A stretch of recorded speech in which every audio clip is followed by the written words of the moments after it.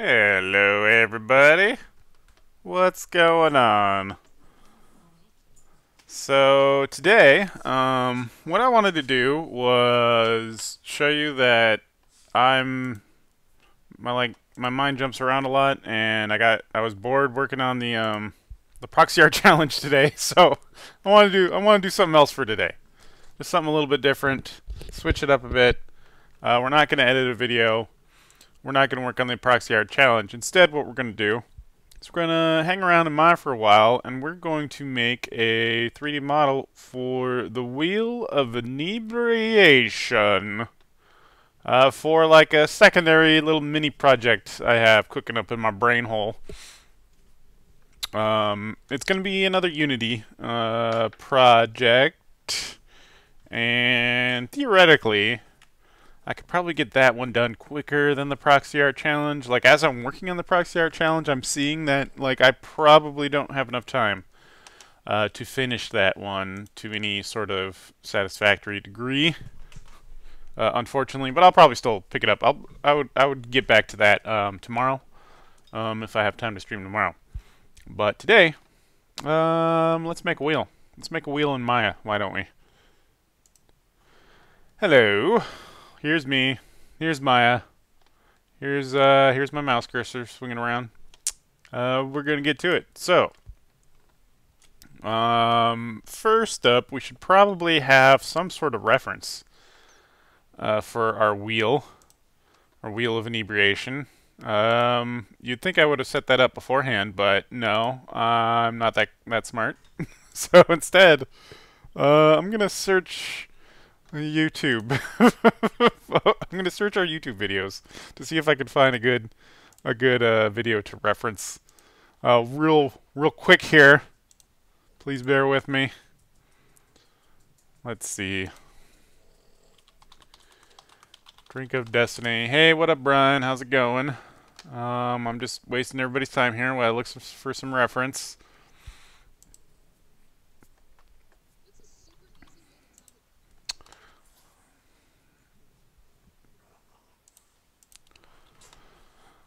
We got Mog here as always, rolling around in the background.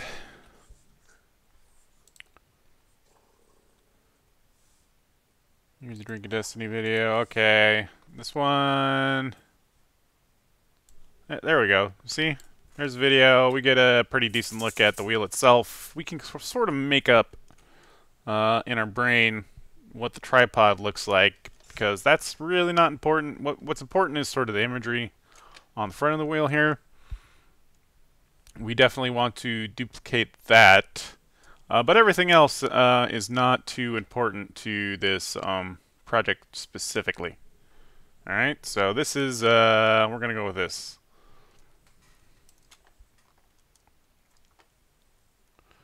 Thanks, Brian. Glad you enjoy. Okay, so obviously a wheel is a circle, right? And if you've been here before on any of these shows, you know the easiest way to start there is with a cylinder. It's got some thickness to it, so let's do it. Let's do that too. Get our cylinder going.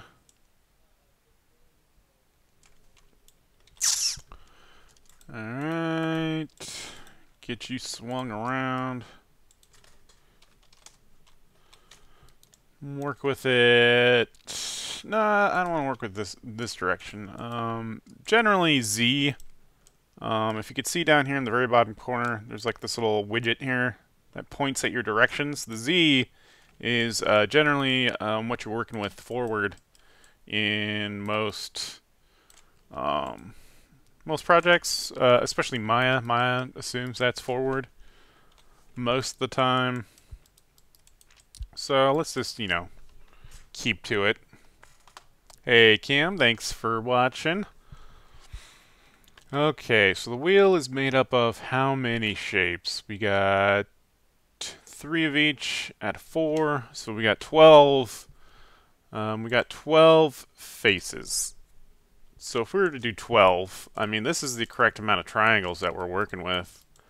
But the problem is that our wheel needs to be round still. So we're gonna have to sort of multiply this by a bit. So let's find a multiple of 12 that looks, you know, that looks round, but it's still easy to work with.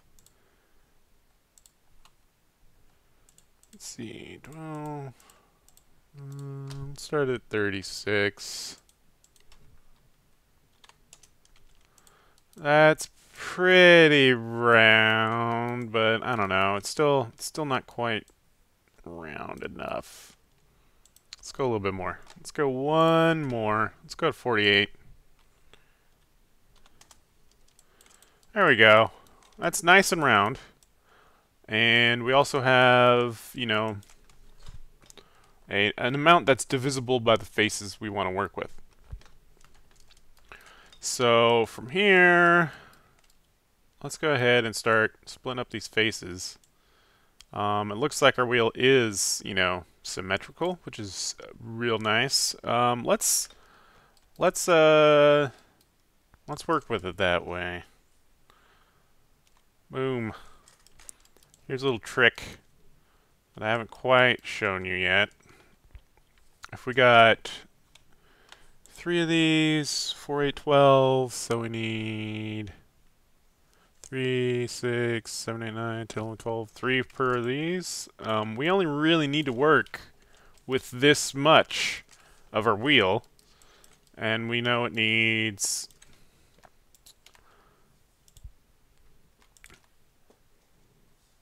you know, 1, 2, 3. Is this right? Is this split evenly? That looks like it's split evenly. We got 3 faces on each one. Yeah. So that's our even split. Since we're working out of, you know, 3D software, it's incredibly easy to duplicate stuff in meaningful ways that reduce our, you know, work on stuff. This is stuff I should have done on my Durian if I had been smart. So first thing we can do is duplicate this, but we duplicate special and we turn it into an instance. And what this does is it gives you another one of these guys. Actually, first what we're going to do is freeze our transformations and everything. Okay, now we duplicate an instance. And what our instance does is it allows us to have a duplicate of the mesh you're working on, but since it's an instance, everything you do to your original mesh, or even the instance mesh, is going to happen to the other one. So you can see where it's mirroring all of my behavior. Which is, you know, that's what we want out of this, because if we're making a wheel, and it's the same all the way around, why do everything, you know, 4 times when you can only do it, when you can get away with 1 time?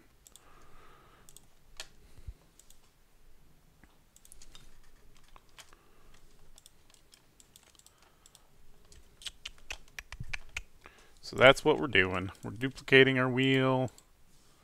We are mirroring the face, or mirroring the mesh by inverting the scale on it. And then now I only need to work with 1 corner of this wheel to do exactly what I want with the entire wheel.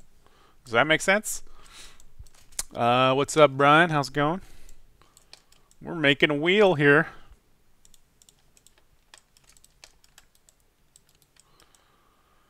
Okay, so what's another thing that's important about this wheel? It's got like another wheel shape on the inside of it. Let's look at this. You see the little circle in the center? So what I'm going to do is, you could get away with using a texture for the entire face of this wheel. But we got a lot of, we got a lot of polys to work with. We're not trying to put this out on, like, an Atari or some shit.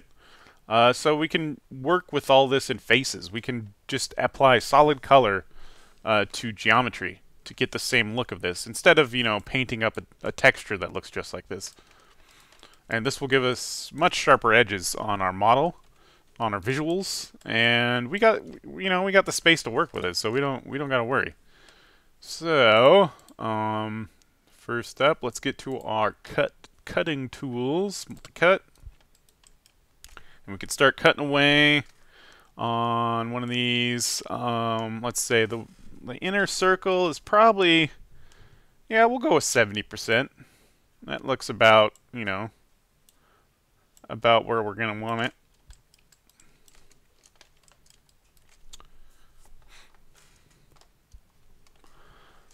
And, I don't know, it probably needs to be a little bit bigger than that. Let's go with 60%.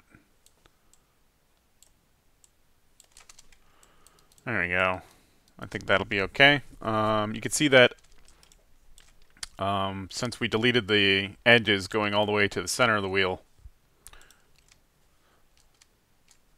we got rid of, we have a flat edge on this inner circle. We can just undo that real quick by just connecting these lines again.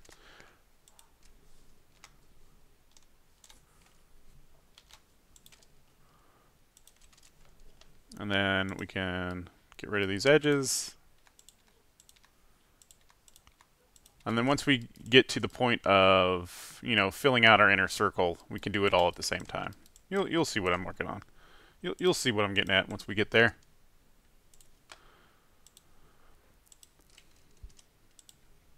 Doop de doop, doop de doop, doop doop. Just keep going at it. Oops. What did I do? I did something back. Oop. Redo. We want that one. There we go. Come on. Where's my cut? There's my cut. Give me my cut. Boom.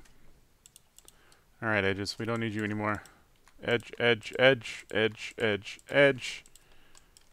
Edge, edge, edge, edge, edge, edge. Okay, the reason we want these, in here is because we want the inner circle to be round too. So let's go ahead and move our pivot point to the center.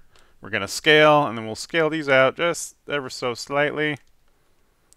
Next thing it looks like we got going on for this wheel is there's, you know, that line, that black line around the outside and between each panel.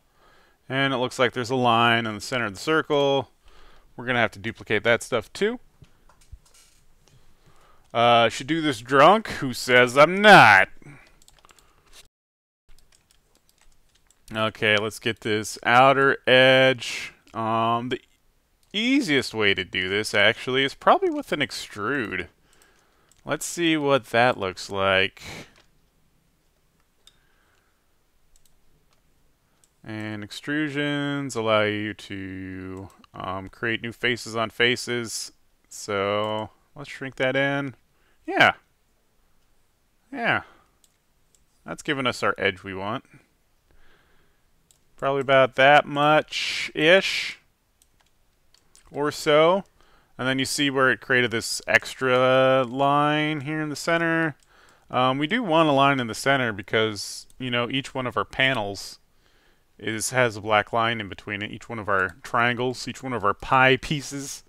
But the center pie piece should definitely have a smaller line on one side so that the combination of both sides equals the same thickness.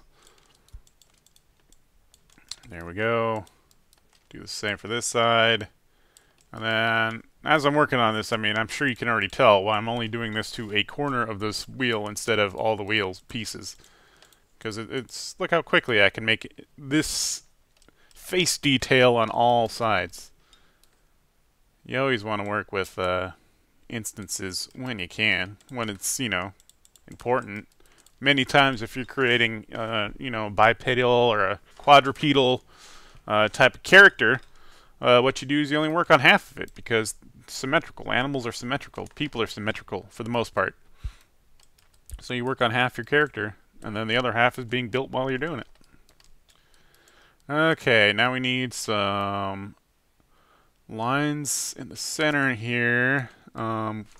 Actually, we don't need these guys because that inner circle is, you know, flat. I mean, there will be edges added to here eventually because it's just good practice to only have four-sided faces when you're working with models and stuff. Usually, Unity will automatically cut edges for you when you import your model, but sometimes it does it on the wrong edges. So it's better to do it yourself. Okay, next up, what we want to do, let's see, yeah, let's add these guys so we can get away with these lines with a, what is it, a bevel? Let's try a bevel. Yep, that's what we want. We do need it a little bit bigger. Let's go for a 3. Are these even? Are these lines even? What up, Kenny? How's it going? It looks like the outer black ring's slightly thicker than each pie piece, so we're gonna keep to that. 0.4. Let's do the same to this guy, and then. Yeah, that's probably close to what we want. We're definitely going to clean up this topology, as they call it. That's the edge and vert detail on the surface of your mesh. We're going to clean it up in a bit, but for right now, this is getting close to what we're working with. And it'll be easier to visualize this if I use some temporary materials for you guys. So let's go ahead and get into our hypershade, and that's this window. So we're going to create some materials, just some basic materials to start with. We could use, you know, our texture to start with. Maybe we should do it that way. Yeah, let's use our texture. Let's just start using our texture right from the beginning. We still need a Lambert. Well, actually, the wheel is kind of glossy, you know? If we look at the wheel surface, it's a little bit glossy. It's been, you know, a little bit finished. So instead of a Lambert, we're gonna let's get rid of the Lambert we made. We're gonna use a blend.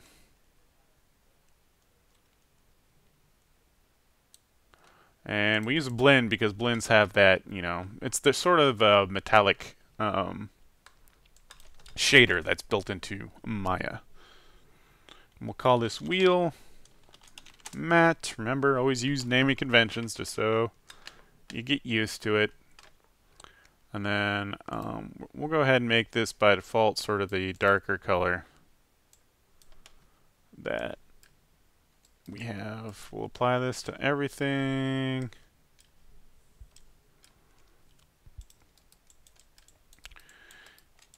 Cool. Come into our UV map.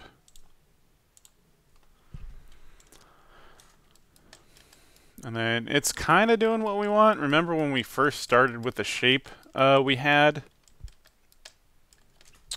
We only had, you know, a few faces. So some of these faces are still in there, but it's not, you know, it doesn't reflect our updated details. So what we want to do is use a planar map.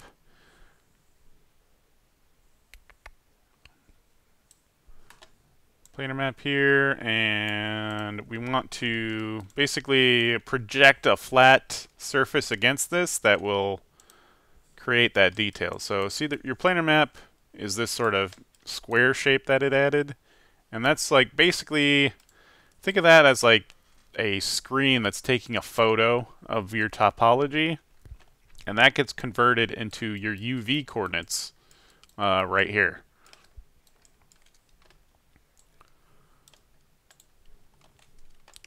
And then we'll take the back end of this, do the same thing again, because we want to throw these in a different spot on our texture.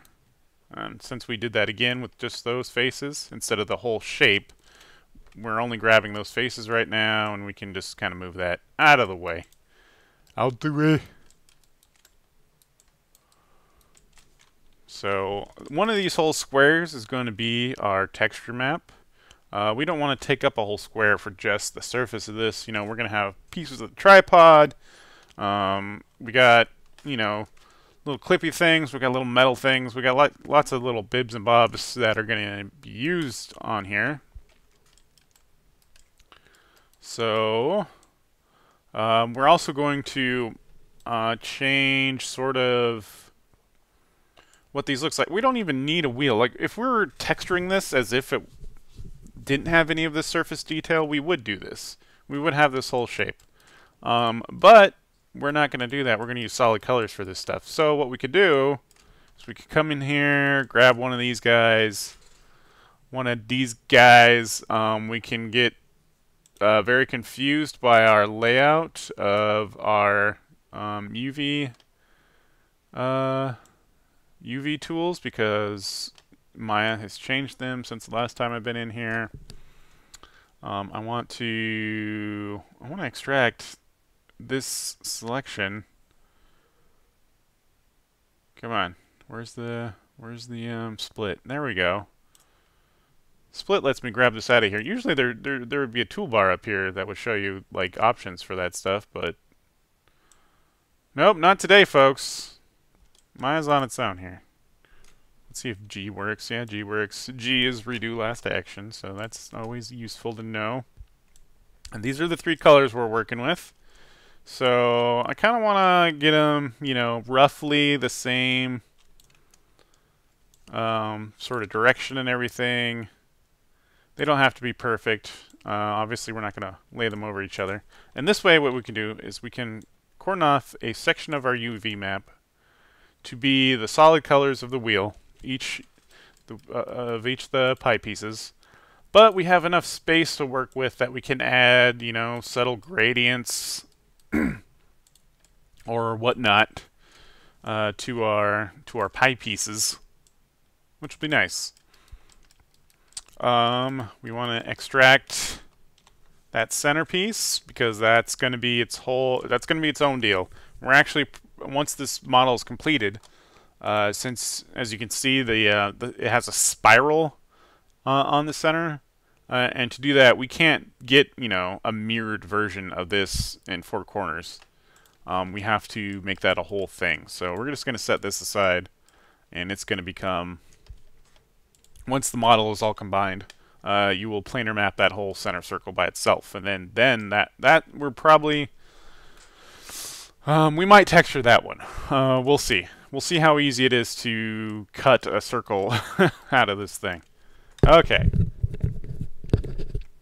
So this is basically the outline, as you can see here. It shows you what you have selected, and this is going to be just a black piece, really. So what we can do is just kind of shove this in a corner. I'll have our color bits at the top, and then this is going to be somewhere roughly around here, and then that'll, you know, take up this much space, and then we'll have a bunch of space to use for the tripod and everything else. I think that's about fair. Let's separate these out a little bit more in case, like, since we're putting this into Unity, which is a game engine, and it downscales our textures as we get them in there to work with whatever you're playing your game on, you always want to have a little bit of padding space in between your edges, because these are represented in not raster, but in, you know, in God damn it, I can't think of the name. Oh, I got an email. Nothing good. This is represented in vectors. There we go. That's a word. That's a word I want. They're not represented in rasters, so like as you zoom in, you know, the detail stays the same. That doesn't happen with a rasterized, you know, bitmap that you're using. So if, let's say, our texture map was 1024, there's totally like math you can do to be like, hey, I'm going to use 1024 textures. Here's the amount of pixel space I need between each one of my verts on my UV map. I don't have that offhand, so I just kind of visualize that like, that looks like a lot of padding. That's probably fine. The same deal goes with the outer edge of your texture, because what you can have happen is that since the texture maps do wrap, so that when a UV is overlapping here, this top part of the UV will capture the bottom part of the image, and there's a little split here where the image will wrap around. There's a bit of bleeding that happens the lower resolution your image gets, so you try to avoid the edges as well as overlapping each other. It's just all little things you got to watch out for. And then finally, what we're going to do with this is this is a pretty simple shape that we're working with. But like you can imagine, if you were making something really organic looking with lots of little pieces, if it had a face that you were unwrapping, if it had hands or something, and you were packing this up with detail, it'd be impossible to try to like paint just by eyeballing it. Like right now, we could totally just eyeball this texture and make it work. But I'll show you a little trick here to do, if once I can find it, because this layout's all different, is we want to UV snapshot. Let's do a 1024. 1024. We're going into our file here. So we're going to throw our snapshot into our working assets, because we don't want our snapshot to exist inside of our actual Unity project. We'll just do it a JPEG.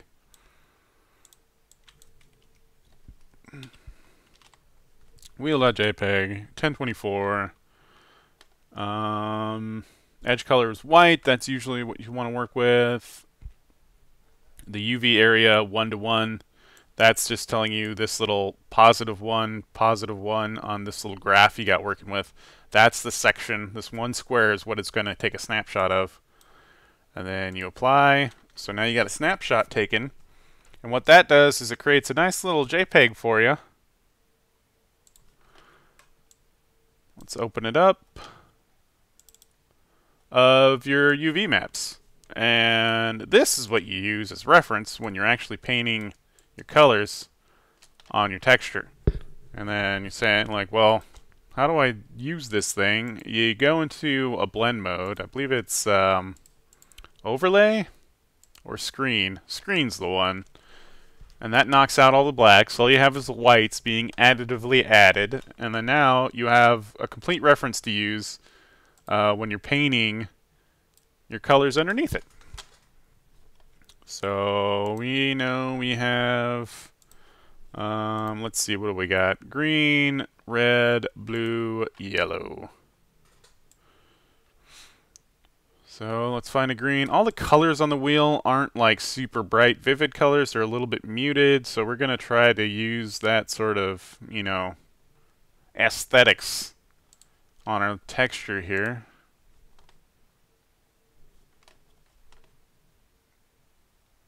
And I'm just realizing I might have miscalculated my panels.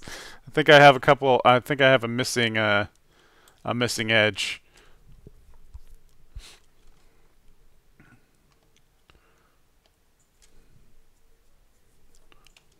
So I will need one more color with these, and that will have to be applied in post after I get all this thing together. This is a problem when artists do math. You know what I'm talking about? You know what I'm saying? So let's go ahead and let's fix our little mistake. Let's actually see if we're in a spot where we can just kind of run with this guy. Let's see if we had enough panels in the first place. 3, 6, 79, 10, 11, 12. Is that the correct number? 3, 6, 79, 10, 11, 12. Yes, it is. Okay. So what we're actually going to do is, I guess so we can get slightly a little bit of variation to each little panel here, is that we'll have all of the panels be little individual swatches that we can play around with, just to get like a little bit of variation, give it a little bit of detail. And we won't worry about this until, you know, we won't worry about the individual swatches on all of these until we get to the combination step of this wheel. For right now, this will do us fine. So let's go ahead and snapshot this again. EV snapshot, wheel, apply, overwrite. What are you airing at me? You must select a valid what? Maybe because I'm in a face mode or something. Image, wheel.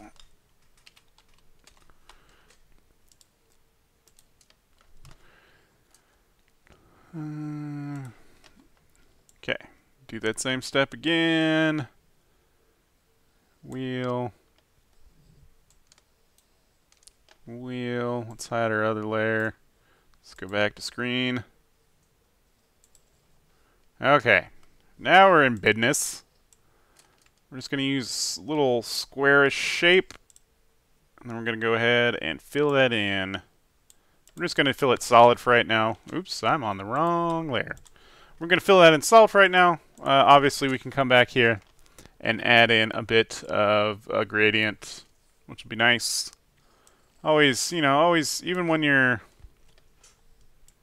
working in flat shades, you should probably have a little bit of variation in your colors.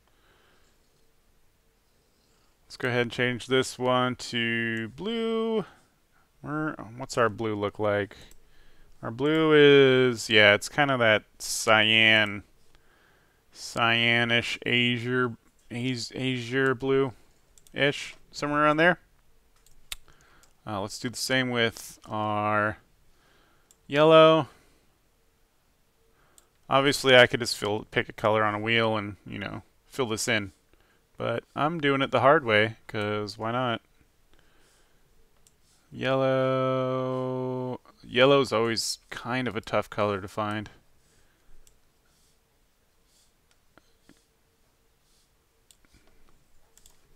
There we go.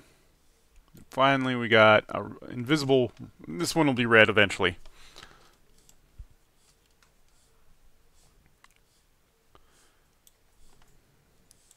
Let's get to red.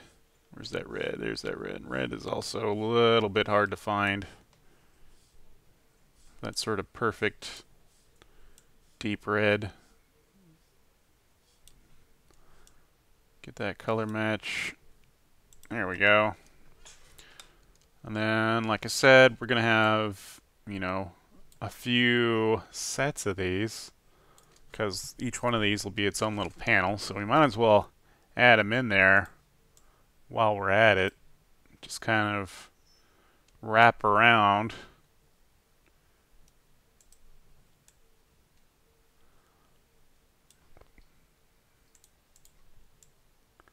And then remember, we got 3 pie pieces for each color. Yeah, well, I'll just even it out in my texture here, since I'm already going at it. Let's get this guy over here. Get this yellow over here. Get this red over here. And then do the same. Duplicate another set. Get it around. Pop it down. Pop it and lock it. This will all make sense eventually. I assure you. I assure you. I know what's going on. I know what I'm doing. Except I grouped instead of transformed. Squeeze. Actually, transform this. Let's make sure this is on nearest neighbor. That way it's not going to give us like a little fuzzy aliased edges on our transform. Perfect. Nice. Solid.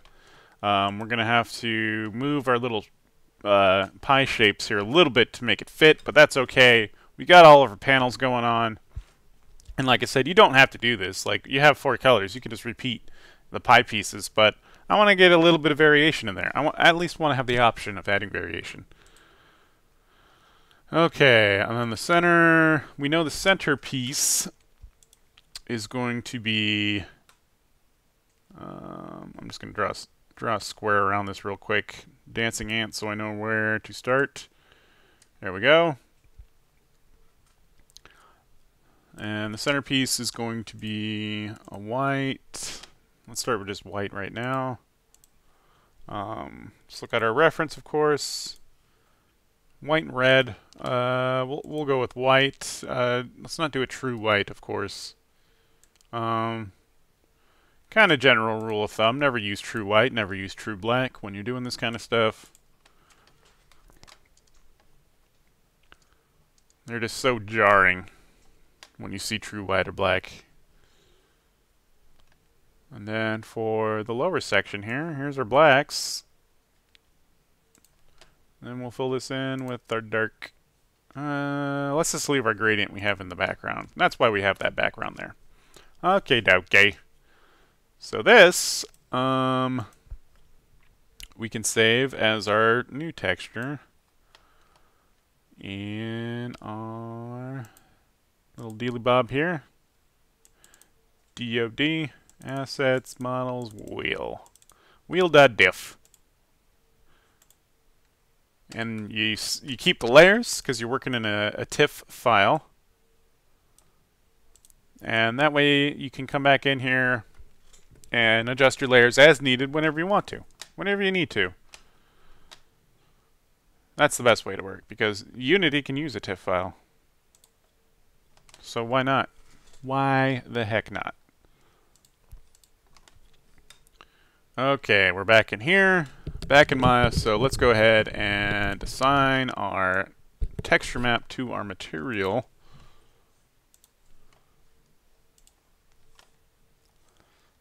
Where you at? Where you at? You are in assets, models, wheel, diff. Woo! Colorful. Okay, we're gonna need this in a little bit. Let's take a look at our guy. Looks like our texture's not showing. We're probably in the wrong visual mode. There we go. We're starting to get somewhere, folks. So we're going to go ahead and take our little pie pieces and center them out a bit better inside of these little colors.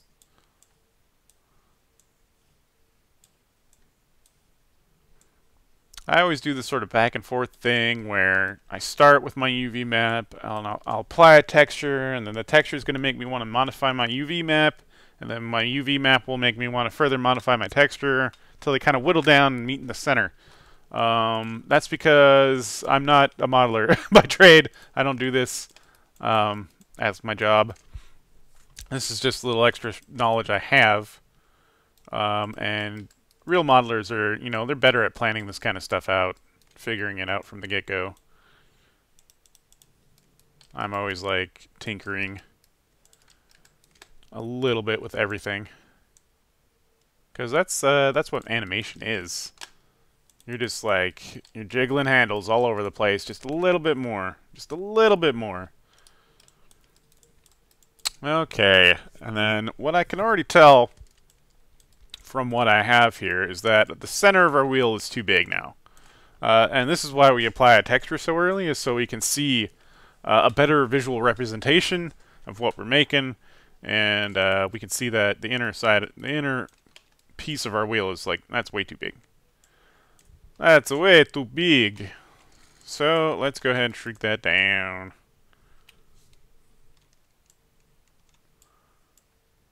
Get that centered, and then shimmy shimmy Cocoa Puff. Let's see. Let's have our, you know, reference up here. See, like that inner circle is way smaller than like for some reason I was picturing it in my brain. So it's somewhere closer to this.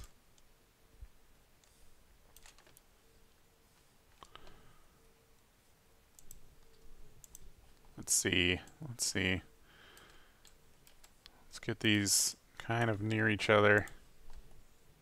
I mean, we don't have to be perfect, obviously. But I want to, you know, I want that sort of, you need that immediate, you know, recognition when you see this wheel, that like, hey, that's the wheel. So that's close. Actually, I think slightly exaggerated proportions are always a good thing. So we're gonna go with right about there, which is probably, it's probably slightly larger than we you know, actually want it, but it's okay. And then since we scaled this whole circle down, our edges of our lines between each pie piece they sort of got tapered a little bit, which I don't want that. I think they look better when they are sort of the same thickness all the way down. So we'll go ahead and just kind of fix these up. Sometimes it's a little hard to grab the specific edge you want.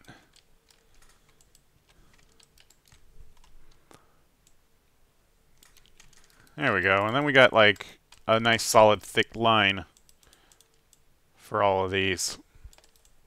And the lines vary ever so slightly, you know. You could really get into the mathematics of the position of all these pieces to make everything perfect, but we don't want that. We just kind of want to nudge it around. And then you come and look at the back and you're like, oh god, what happened? That's because we threw the back of our wheel off into Narnia here. So let's drag this back in a bit and put him on the opposite side of this guy. And the back of the wheel, you never really see it on our videos, but it's actually sort of a particle board thing going on, which we can add. We can add that, but probably not right now. One moment as I look at my phone.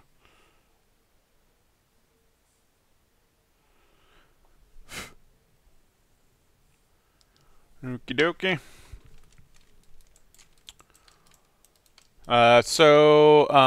Brian, the red isn't there yet because we're technically working in just the topology right now.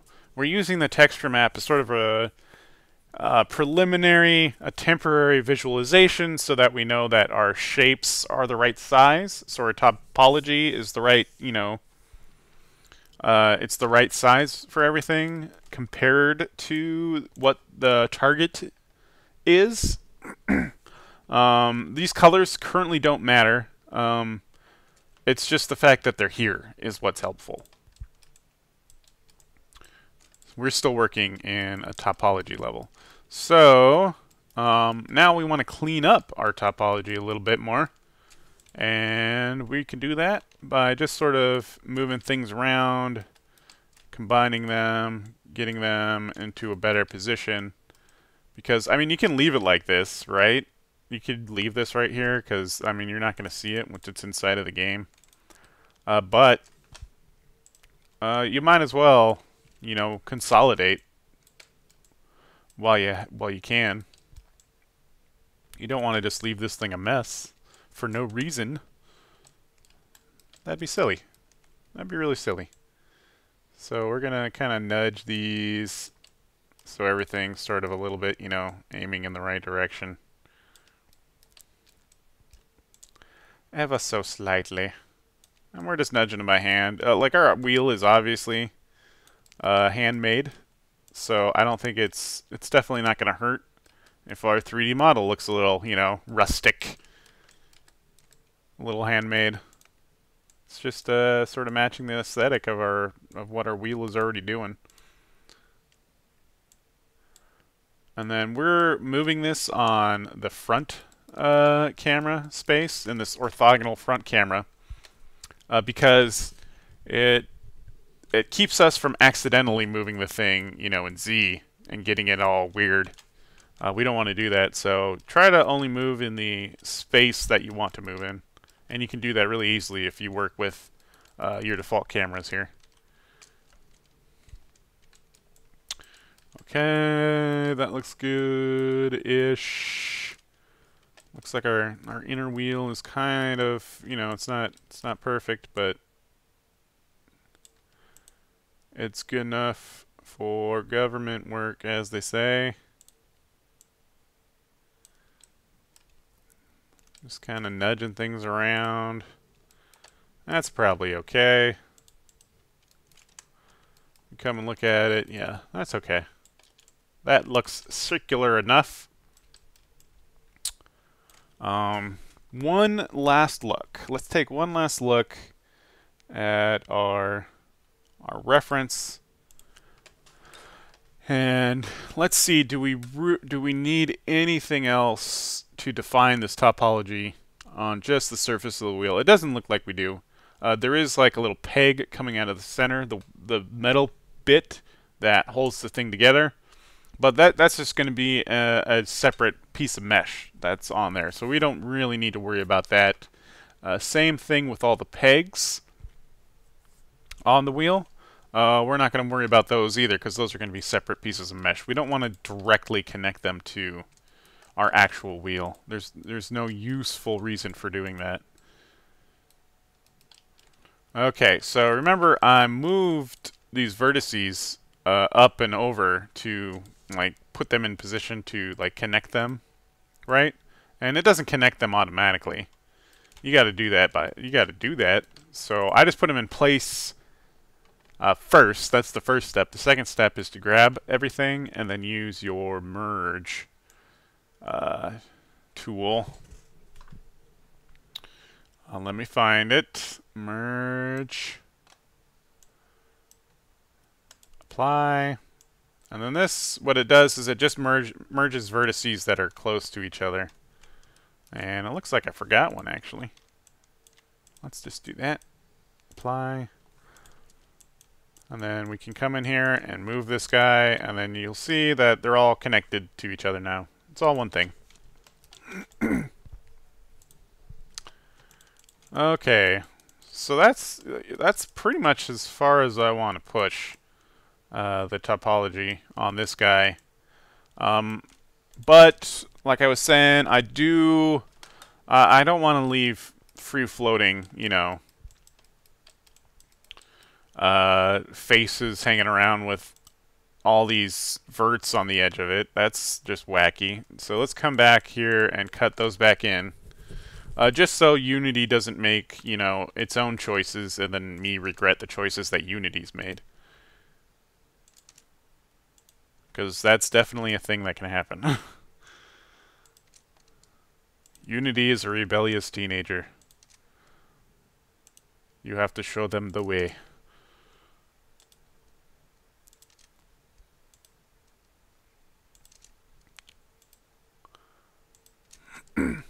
And what also these edges sort of help dictate is like sort of how like lighting will hit this and that kind of stuff. How shadows will be used if we decide to use shadows. Because if you just got a big flat face with all these weird little corners on it, any sort of 3D engine that it's running in will have a little bit of a problem figuring out what exactly direction a face is facing, or what, you know, it just has trouble figuring out, calculating what flat means for that shape. So you gotta tell it. You gotta let it know. It's sort of like giving your mesh resolution. You can kind of think of it that way. Okay. And let's go ahead and do the same thing for this inner bit.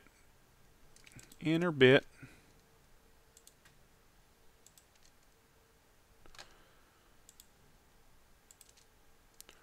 Then we probably don't need, you know, quite this many triangles on the center. We could reduce. We could bring this down, but the project we're working on, you know, we don't really need to worry about the faces. Like, this is going to have the most polygons probably. Well, there will be a few objects laying around. So we're not going to have that much, you know, that much stuff going on. Okay, that looks like a pretty good model there. So let's go ahead and combine the thing. Why don't we?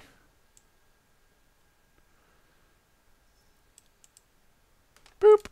And now we've combined all of our instances and the starter mesh into one mesh. We're going to go ahead and do what we did before with our merge. Merge any sort of vertice that's really close to another vertice. So now it's all combined. Let's go to edit, delete our history.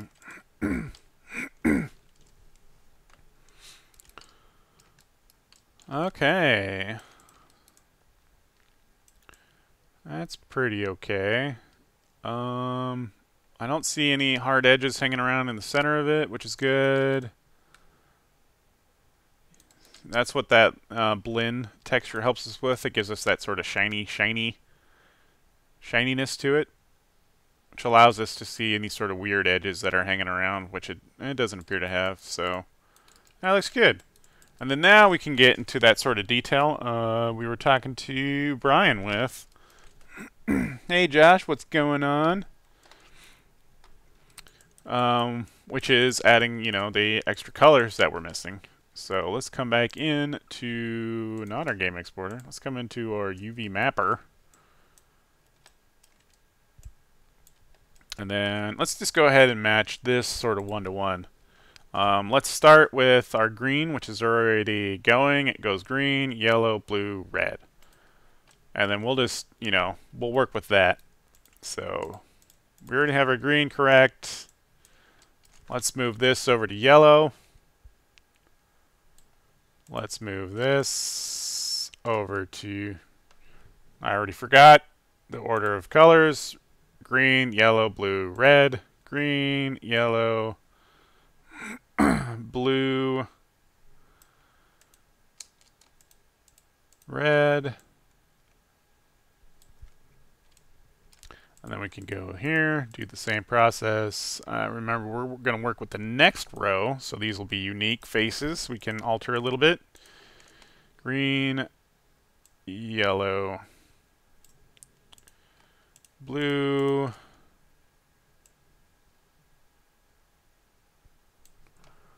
red. Oops.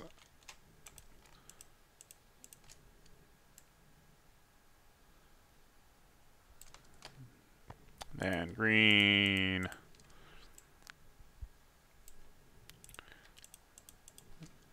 Yellow. So if I was doing this even in an even better way, even more tidy way, I would have laid out these colors in the same order. Like, you don't have to, obviously. It just sort of helps with your overall like mind flow of how this thing works, right? If it goes green, yellow, blue, red, and you look over here and you got green, blue, yellow, red, there's always a little bit of a disconnect in your brain about like what you're actually working with. So try to, you know, match things logistically as much as you can. We've already made this decision, so we're going to live with it. And there we go. There's all of our colors on a wheel. The Wheel of Inebriation.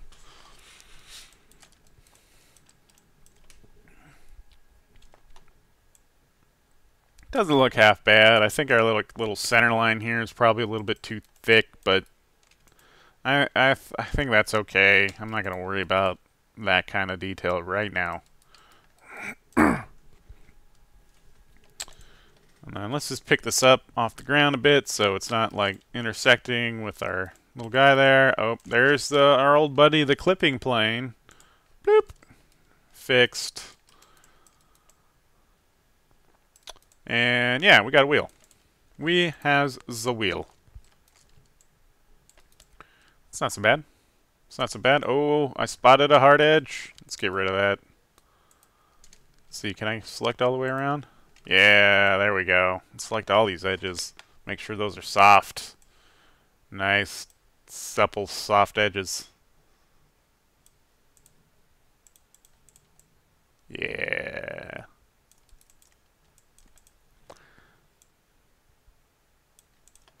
Okay, so that's pretty much all we want out of the physical surface of our wheel. Now let's add some augmentations, why don't we? First up, we're going to add the pegs going around the outside of it. Let's just go ahead and center this out again. It is easier to model this way, where the very center of the wheel is the exact center of your world. It's just easy to do. Simple math to figure out where things are placed. First up, let's go to our poly modeling. We need another cylinder. This is going to be our little peg. At least one of our little pegs.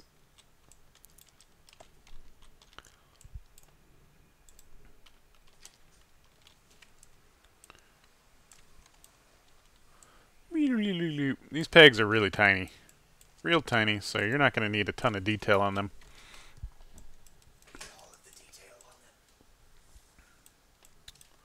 And what's it look like? What's our reference looking like here? It looks like each peg like almost fits inside of that black line, but sticks out a little bit. So we kind of want to mirror that detail. And they stick out about roughly that far. 7 inches. Whatever. So yeah. And that's way too much surface detail, so let's tone that down a bit. There we go. That'll be plenty. That'll be plenty of detail. And all these are is just little wood pegs, so it's just going to be like a little brown gradient going along on them. You have to make the stand for that one better than the one that we actually had for you. And then one thing I haven't been doing on other models I've been working on yet is kind of getting rid of faces you don't see. You're not going to see this interface, so go ahead and delete that. You don't need that. It's just getting in the way. It's getting in the way of you being your best you. That just had more time for like rendering and stuff. Uh-huh. And then this is back there, so we're gonna have this sit exactly on this surface. Just like so. And then let's check it once again. Yep, they are a little bit down. So that's kind of exactly where it needs to be. Let's go ahead and soften our edge, because they are wood pegs. They aren't, you know. And that's about what we want to work with. And then come to our hypershade. We want to use, like, the whole wheel itself is going to be just that one texture map we're working with. So everything fits all nice and clean on there. And then this is just a little tiny, tiny, tiny, tiny, tiny piece of this. Tiny little doodad. So we'll just slide it into a little slot that we know we're not using.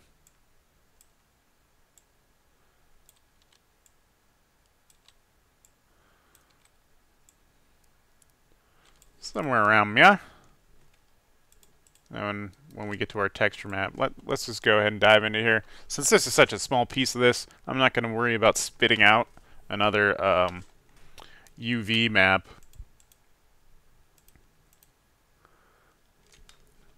Or not going to worry about spitting out another projection, because it's just a little guy.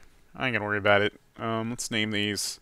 Let's name our layers, people. Let's be decent human beings and actually name our Photoshop layers. This is the center circle, I guess? Center wheel? Let's just call it the center wheel. I'm just going to combine all of our colors together. Or should I do that? I probably shouldn't do that. I will group these together, though. And call these colors our... What did I call these? I don't know what to call these officially. Let's call them pies. Pie pieces. Pango thing. Yeah. I mean, you shouldn't. Yeah. We shouldn't call this like thing 1, thing 2, thing 3. That's always annoying. That's annoying.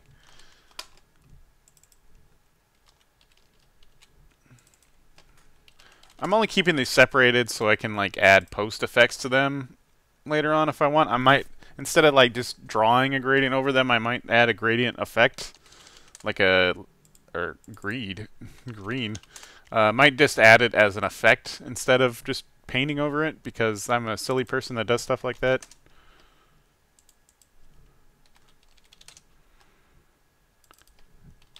And yeah, this takes time.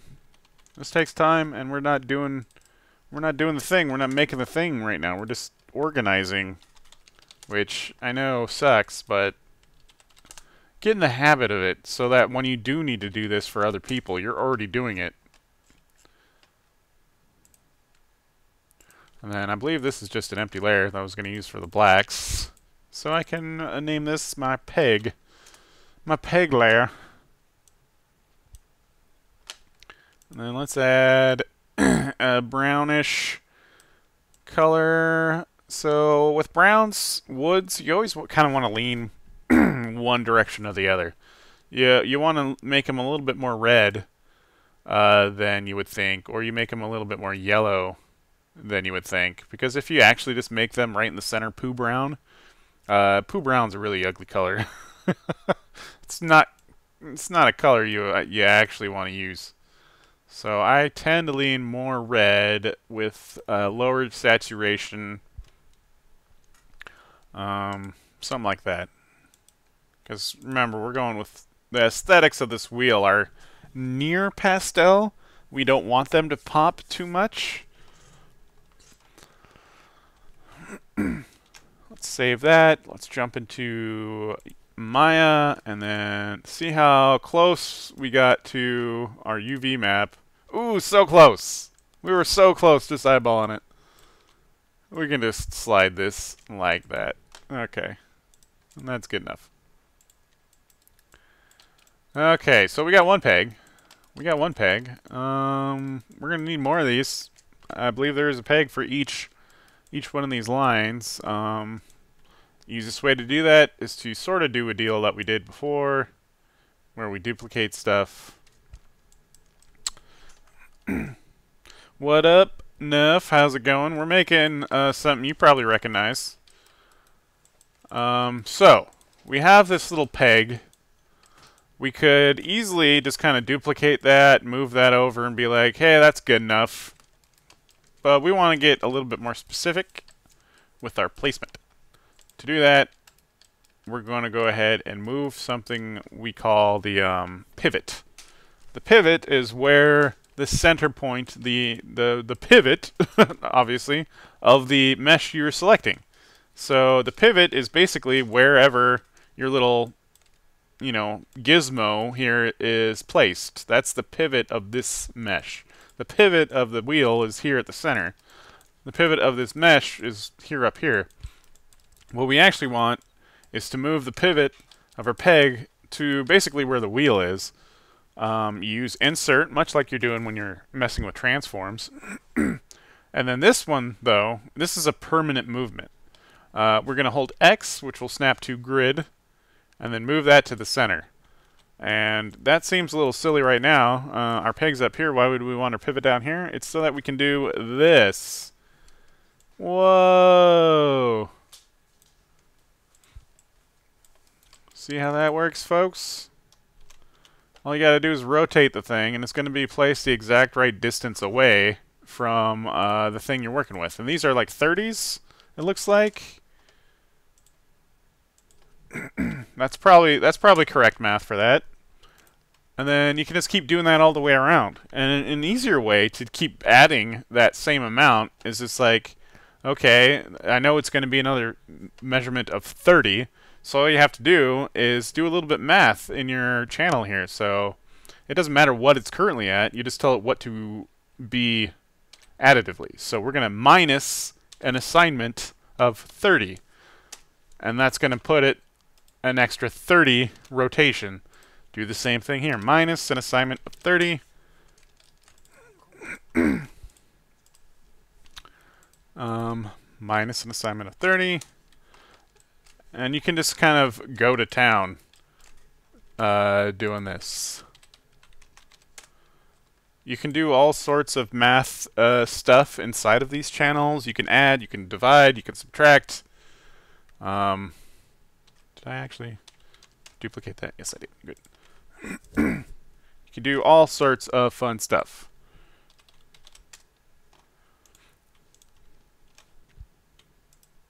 Is it just like Control D to duplicate? Yep, Control D to duplicate. Minus 30 to move.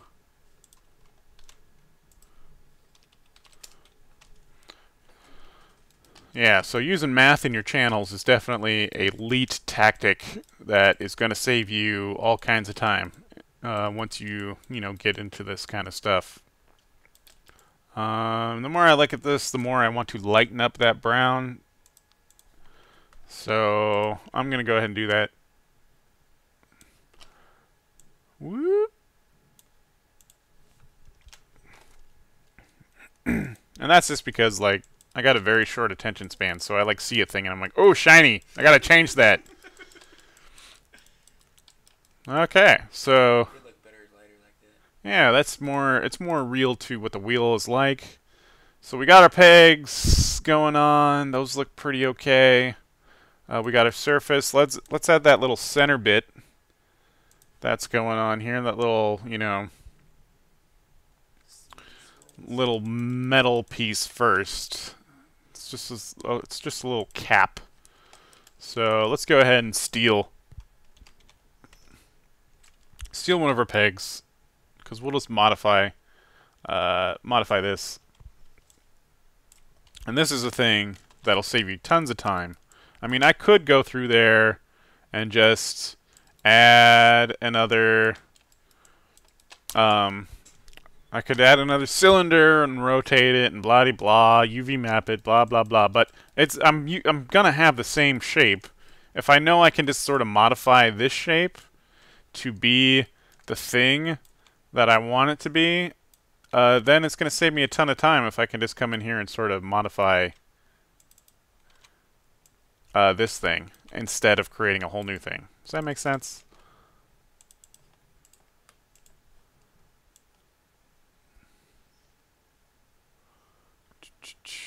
Mesh display, soften, and then, I mean, obviously, it's not going to be poo brown. It's going to be its own color.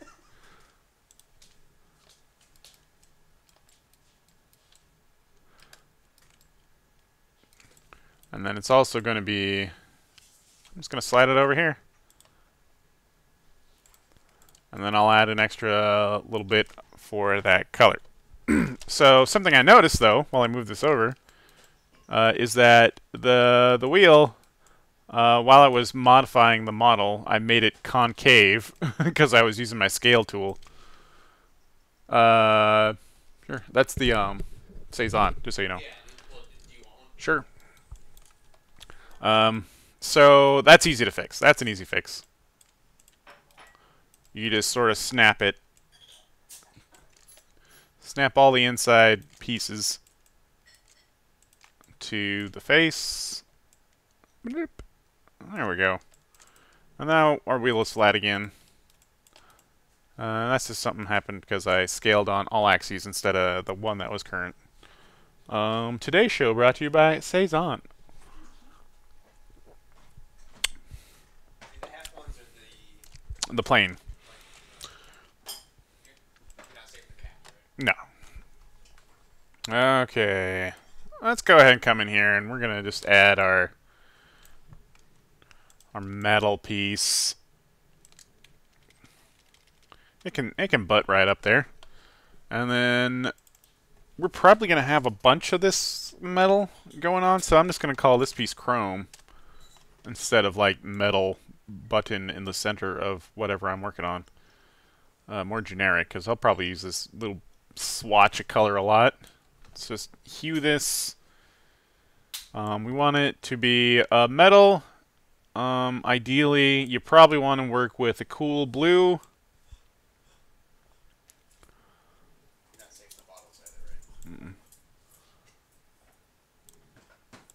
right? Much like blacks and whites, you don't use true black, you don't use true white, you don't use true gray. Always have a little bit of color. There we go. Inside of Unity, what we're going to do is really amp up the metal on this, and I think we need one more edge to really sort of define the shape a little bit better. Enter in our favorite tool, Insert Edge Loop. There we go. That's more of the shape we're looking for. Well, yes, enough. Weirdo is walking around in the background. You say enough. Uh-huh. So let's look at our reference here again. Get my snap. We got our blacks, we got our pegs, we got our lines. What we're missing is, yeah, we're missing that swirl. That swirly swirl. That's gonna be a little bit of fun. We are going to paint. We're gonna paint the swirl instead of using topology to define the swirl, because you would need so many fucking vertices, so many faces to define a smooth swirl like that. That would blow out our poly budget, our self-defined poly budget. So we're gonna go ahead and we're gonna paint that. But we also need we need to remember that we made we made our wheel out of, you know, 4 corners. So we need to basically we need to come in here and map this little circle here so that we get the flat face going good. So UVs, planar map. There we go. This was hanging out somewhere in here. Let's show our texture again. Okay. Here's our texture. It's gonna be roughly like meow. And then actually at this point, I'm gonna go ahead and grab everything, and then we are going to create a new snapshot. So we got an updated snapshot of our UVs.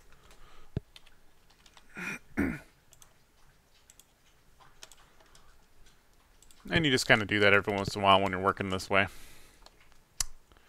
But stuff with Wero, says Wicked. I love you, Wicked.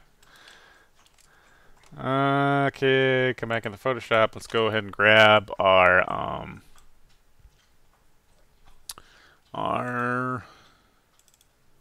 snapshot wheel. And you guys know the process. You know the process. Boop, doop, boop, boop, boop, doop, boop, boop. It helps if you make sound effects for yourself, where you're just kind of making beeps and boops while you work. You just go beep, doop, boop, boop, boop, boop, boop, beep, beep, beep, beep, bop. Hey, while we're here, we can add the back. Is the back of the wheel is like a particle board, right? It's not like all black back there. Yeah, it's got texture to it to a certain degree. So wheel back.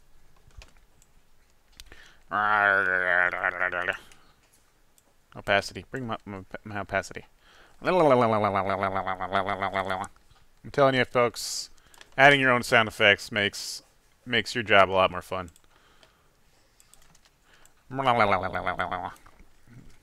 We'll just give this like all kinds of weird texture and color. The back of it is black, but yeah, it's got texture. Isn't black? I thought it was wood back there. No, I'm pretty sure it's black. I'll go look at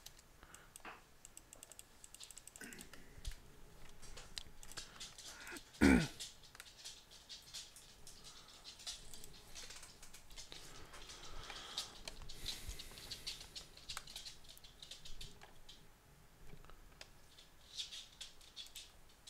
Let's add our swirl. Black. Okay. It's got a lot of texture to it. It is that breastboard particle board crap. So the back of the wheel is black. It just happens to be modeled in texture. So what we can do is we can use what we've made here and just sort of change the tone so it's that blackish color. Levels, pop it, lock it. Just kind of find something like that. Maybe give it a little bit of a blur.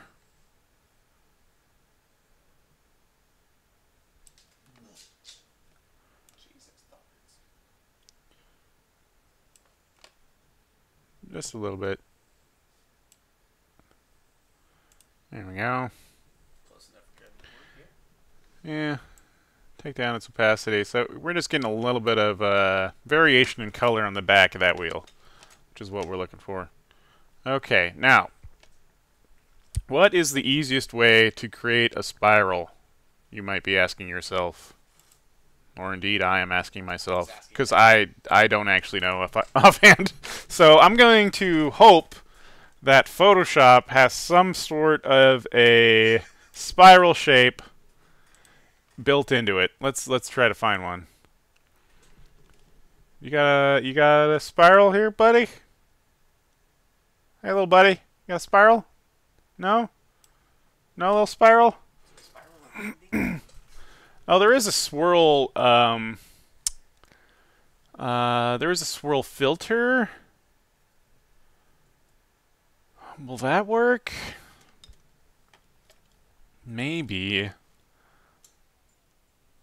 never looks quite right, though.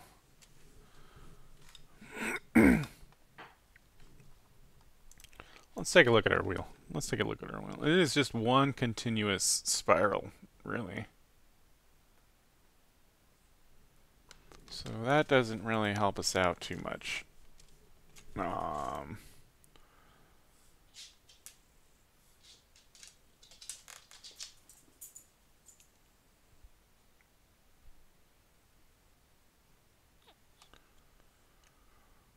Oh man, you would think there'd be a shape.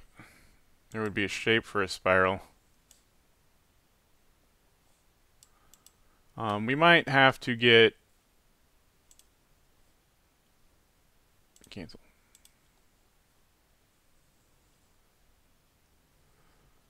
We might have to get creative here.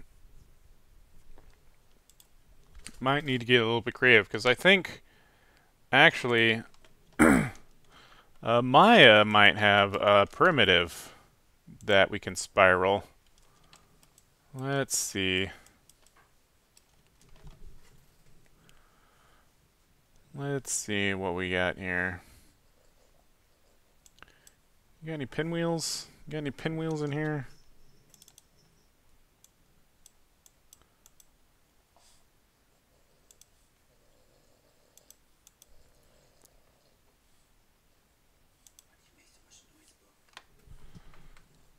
No. That's not a spiral. Give me a spiral. It's fucking... See, spirals are so hard they don't even build them in by default. Spirals suck. You're not even gonna take your try to do it freehand, huh? Oh, fuck no.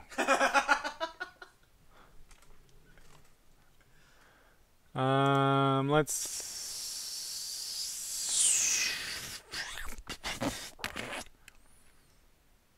It's the fucking easiest way to do this. Oh, God. Here, let's just wing it. Let's fucking wing it, folks. Boom. We're gonna use a cylinder. We're gonna give it cap divisions. Whoa! Where did I go? Yep, that's what I want. That's what I want.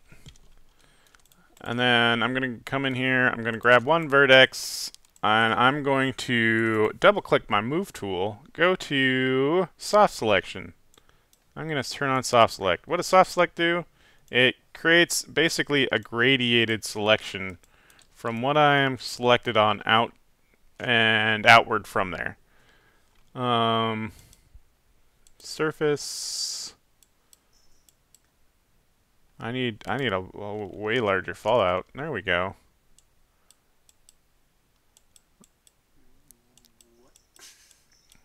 Maybe about that much. Then I could come in here and start spiralizing the fuck out of this. Well, that's cool. Let's see, is that about what I want? I think that's actually almost too much swirl. Well, depending on what you... Yeah. Well, the problem is that the way this thing is, it's not like a true spiral. No, it's... Because, like the tip of it is hidden underneath the stupid bolt. Uh-huh. It's off center from where the bolt is. Uh-huh. So this isn't really going to get us what we want either. When your spiral is not symmetric, it's very hard to make a spiral. Nuffy want wingy? What does that mean? What are you talking about? Apparently he wants some wings, man. Go get you some wings then, bro. You can get wings anytime you want. You're a grown ass man.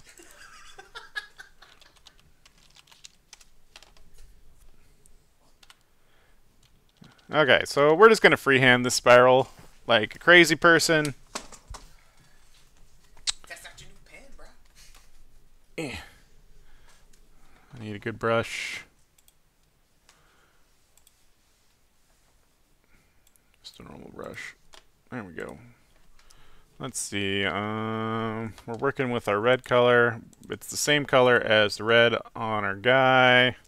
And then let's just let's pretend like we know what we're doing. It's just kind of gonna go woo do woo do woo, right? Pretty close, yeah. It kind of does one of these, and then it does one of these. It's actually, you're drawing too tight of a swirl. How many? Let's look at it again. We got basically 1, 2, 3. Okay. Okay. And then there's like just the slightest bit of So red around it actually kind of starts here. Oops. Starts here. So you got 1, 2, and then this kind of floats out to the outside. Yeah. Like so. So that's about roughly, what we want. And we're just using this as sort of a guide. It doesn't have to be perfect. Doesn't have to be perfect. Just kind of color this in so it's a little bit more even. It's doing like this. Doing it. Doing it. Okie dokie. That'll give us our super rough idea of what we're trying to work with. And then what we're actually going to do is we're going to take the pen tool. If I can find it. Here it is. Pen tool. Oh, you're winging it? Yeah, not that kind of wing, you silly.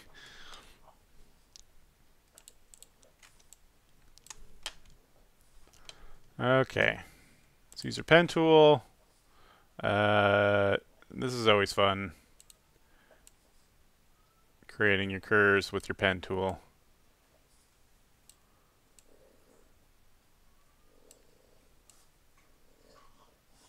Dude, what are you doing over there?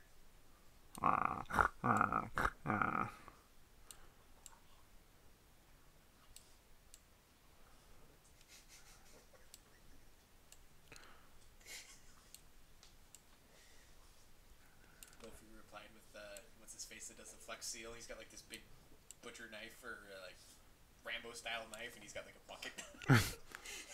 That's a lot of damage.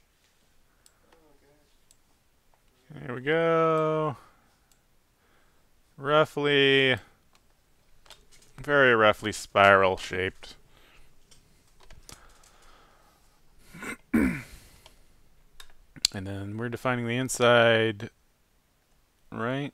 Inside, so now we need to come back and do the outside. We'll come all the way out to here, just to be safe. Come back in.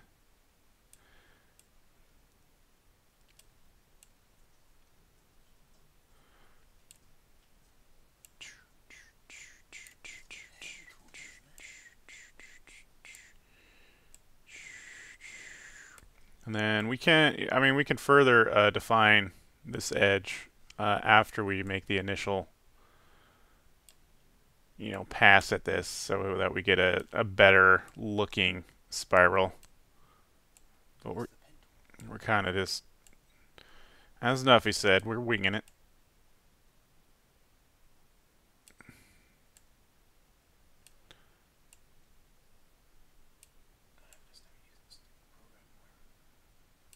And then close it. There we go. Oh, what happened to my where'd it go?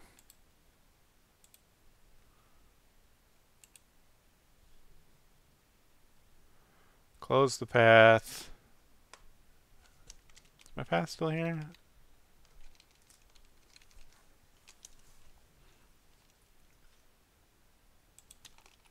I'm super confused. Why is my... Oh god. I think there's a thing you're supposed to do. Is it like Control Enter? No, that selects it. How do I turn this into a fucking shape? Oh my god. I hate Photoshop sometimes because it's like stupid. Like I got my shape here.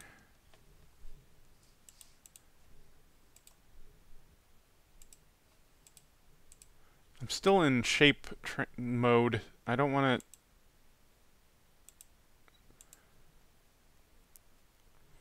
How do I... No.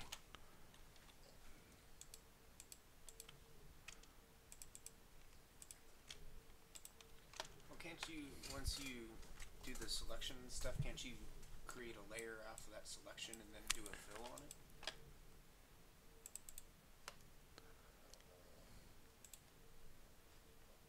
Well, yeah, but I want to be able to better... I want this to be a path, is what I want it to be.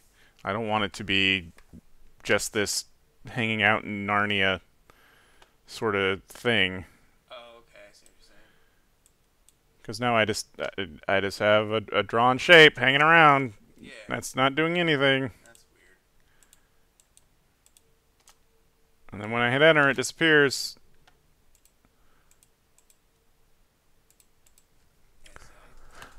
There's something you're supposed to do. I forget. Does anybody use Photoshop out there? Does anybody use Photoshop? How do I turn this into a fucking path? If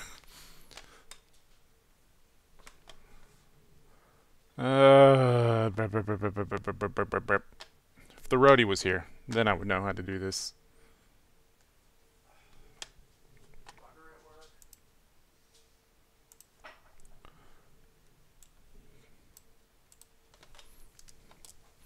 What we're gonna do is we're gonna employ everybody's favorite tool, Google.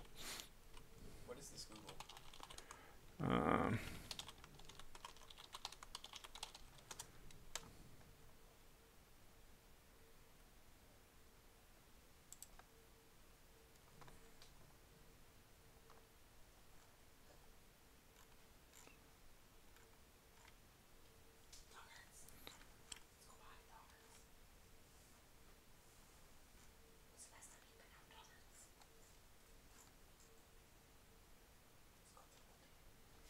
Pen tool over the first anchor point. Yeah.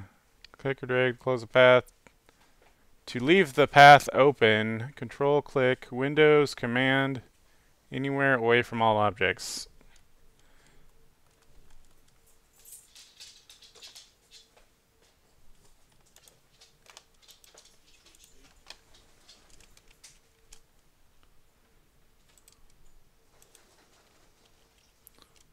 So where does this path exist?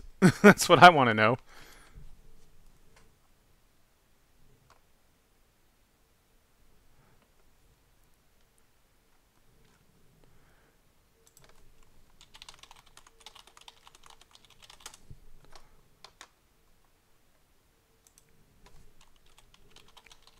Photoshop. I mean, it can't be simple. You can't just draw what is obviously a shape and just make it a shape. No, you got to do some other fucking thing.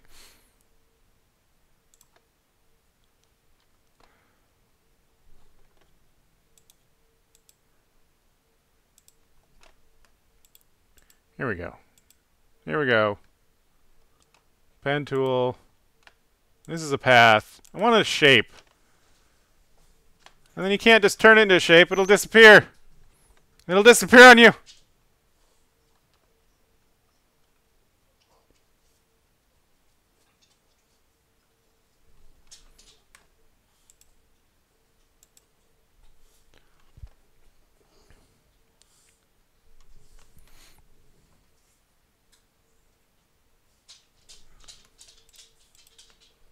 So it's created a path. That's what it's done. It's created a thing called a path.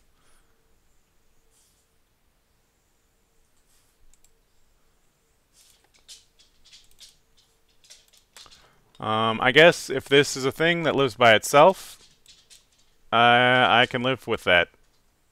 I can live with a path. It might be a super cheater way, but could you like screenshot the center of it, expand it, and just trace it? Yeah, I could. Let's see. Let's get rid of our spiral so that we can work with our path. I want to convert a path to a shape, though, so it actually has a fill.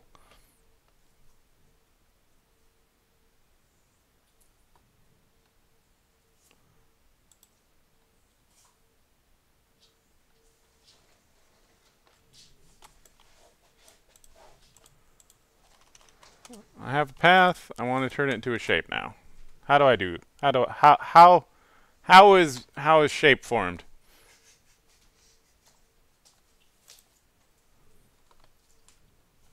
We're all learning together, people.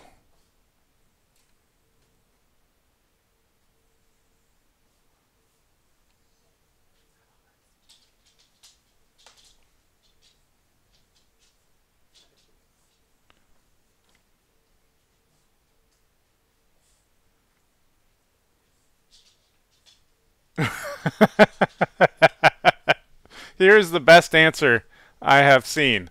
My front door is stuck. What do I do? Oh, that's easy. Burn down house, build new house. Problem solved. That is the solution to everything in Photoshop.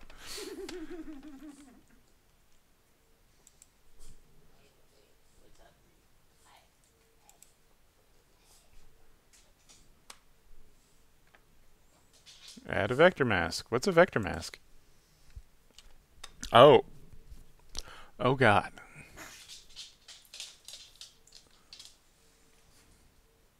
Get rid of this. I don't want this. New layer. I got my path. I'm halfway there. I'm halfway there. All I need to do with this path is turn it into a shape. Stroke the path. I want to stroke the path.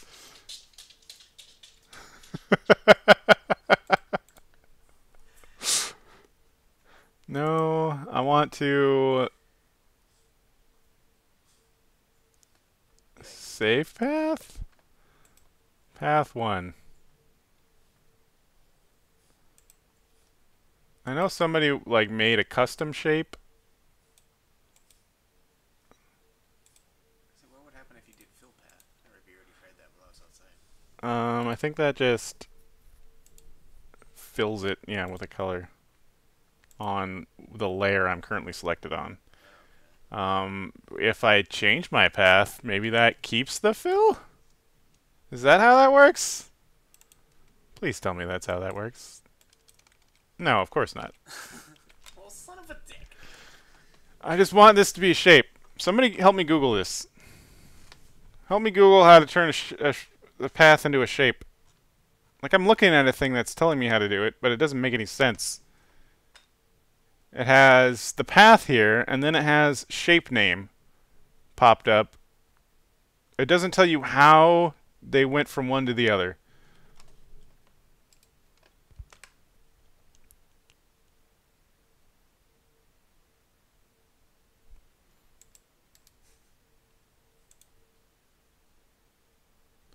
Load path as a selection, stroke path with brush, fill path with foreground color, add layer mask, create new path, delete current path. Is there like a path select?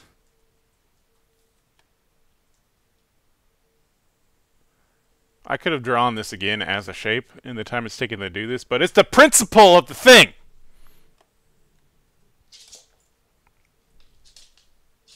Mog, you're sliding on your anus. Stop it. Hey, dude, come on. Is that what I was stepping in earlier, doggers? Layer. It's not a layer, it's a path. Oh my god. This shouldn't be this hard. This should not be this hard. Convert a path to a shape layer. That's exactly what I want. Shape time. With the working path selected, move up to the menu bar and click layer. It's not doing anything. There we go. Layer. New.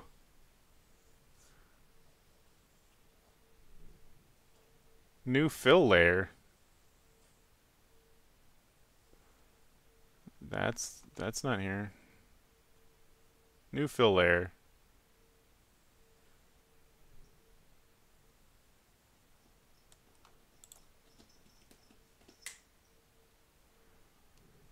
Gradient. Adding effects. That's not a that's not a shape. Yeah, and like Adobe's actual like help is it tells you how to like draw things with the pen, but it doesn't tell you how to do any of that crap. Draw with pen tools. Okay. I drew an outline. Cool.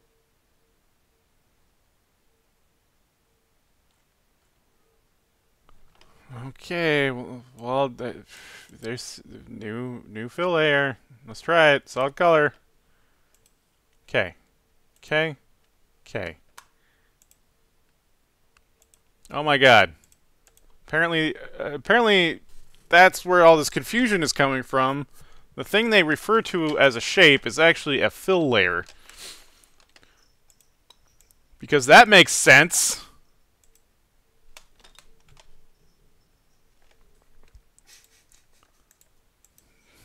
Fuck. The fuck. The fuck, people. Remember, you need... remember your fill layer. Oh, Jesus Christ. Nobody's ever referred to it as a fill layer in their lives. Okay, but now at least I got what I was trying to do in the fucking first place. So let's have fun with our spiral shape. You see why this is? It's much better to have a shape than like a raster layer, so that you can modify it all smooth like. Yeah, 'cause otherwise you're spending a lot of time just Yeah. drawing and Wordage matters. It does matter. But what it would especially be helpful though is if Photoshop ever referred to a shape as a fill layer.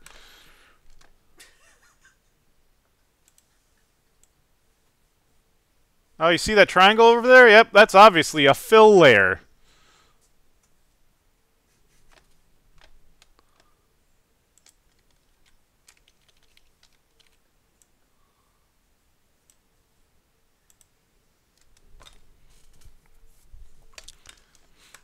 Well, that's all right. We're all learning together.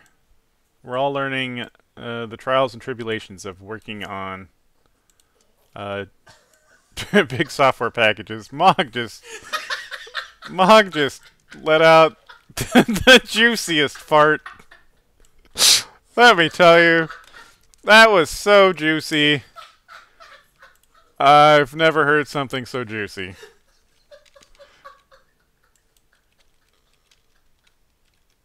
That was juicier than Paris Hilton's pants.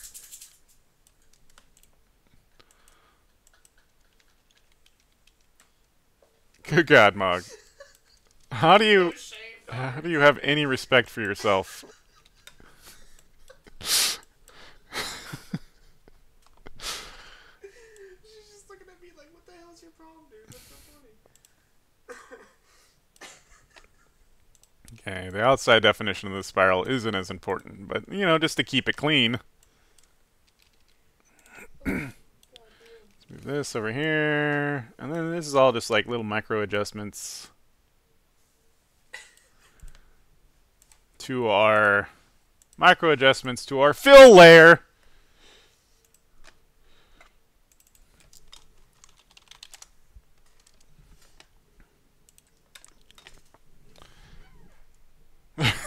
You always got to step back a little bit. You got to kind of got to squint at what you're looking at. It's like it's kind of what I want. I think. Like, it's not perfect, but like I think that I mean, makes it better. yeah, it's not a perfect spiral, but if you remember and we look at our reference here, this ain't no perfect spiral either. Yeah, That thing, shitty spiral. that thing's a shitty spiral. Let's see if we got it closer. If I zoomed in a little bit, yeah. Look at that. It's all kinds of wonky.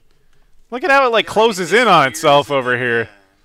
So I think this is okay.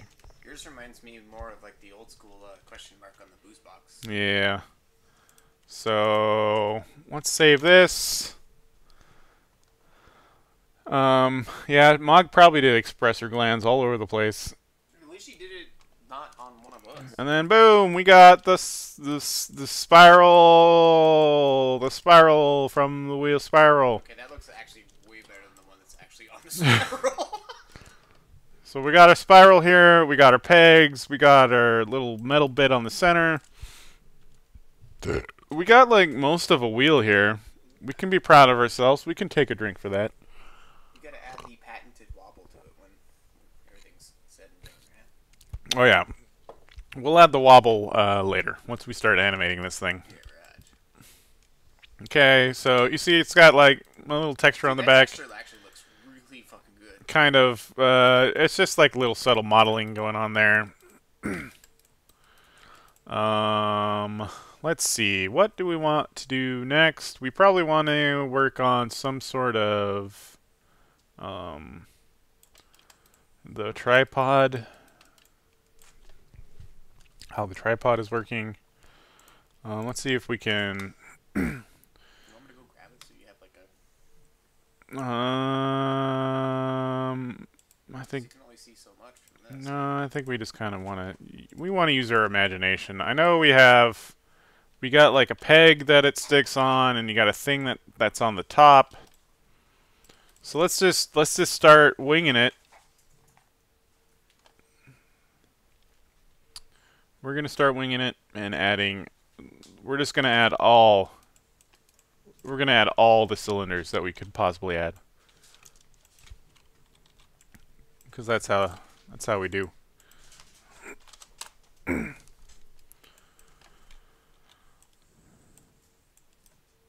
Cylinders for life. Pretty much everything that exists is just a different type of cylinder, if you think about it.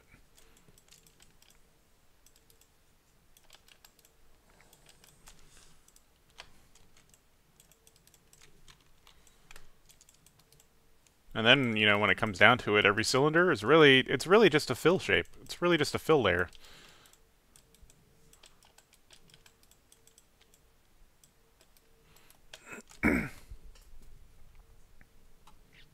What's going on, Loafy? We just discovered, fill layers. That's what we discovered. We're making a wheel. The Wheel of Inebriation. Artist rendition. Yes. So here's Werrow's example of what's happening with the wheel. That's a good reference right there. Should have gotten my Christmas colors out. Pretty much going to use that. And then, let's see. I know there's a little thing that hangs over the top here. Yes. That's exactly it, Loafy. Oh god, things are falling. Okay. Did I get a text? Probably. Oh no, I got a Facebook message. I don't care about that. We're making fill layers over here. Hey. Okay. So it has this thing over the top of it. It's not this tall. I think it's like maybe a little bit flatter, but we're just gonna go with simple shapes. Oh, I gotta remember. I turned on soft selection for something that just didn't go anywhere, so let's turn that off. Oh, hey Ian, thanks a lot. Yeah. I know I drew like 2 things, but I think it's actually only the one. Yeah, it's like this one little peg. It has this thing, and then there's like a little spring underneath that hits the pegs, and then it used to have a triangle on the front. We're gonna remember the triangle. Actually, we're gonna make this. This is the wheel, but let's make it an idealized version of the wheel. It doesn't have to be the exact wheel. So we're actually going to turn this into something that maybe we wish the wheel was. So let's combine all of these, and then that way we want to extend all of these pegs just a little bit.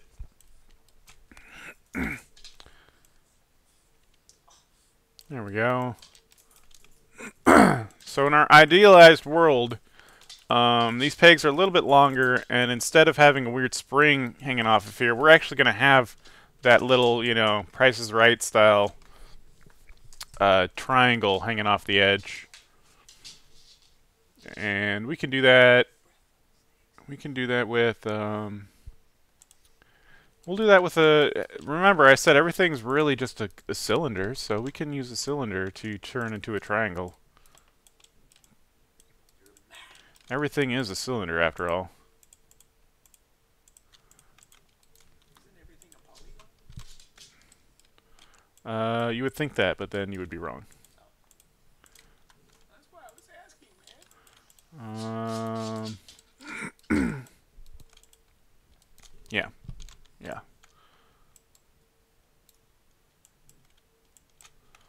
Let's see where...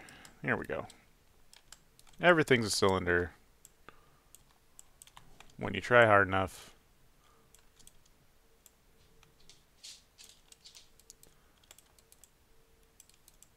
In fact, we don't even need this. We can just use our handy dandy extrude. There we go. See? Now we have a triangle.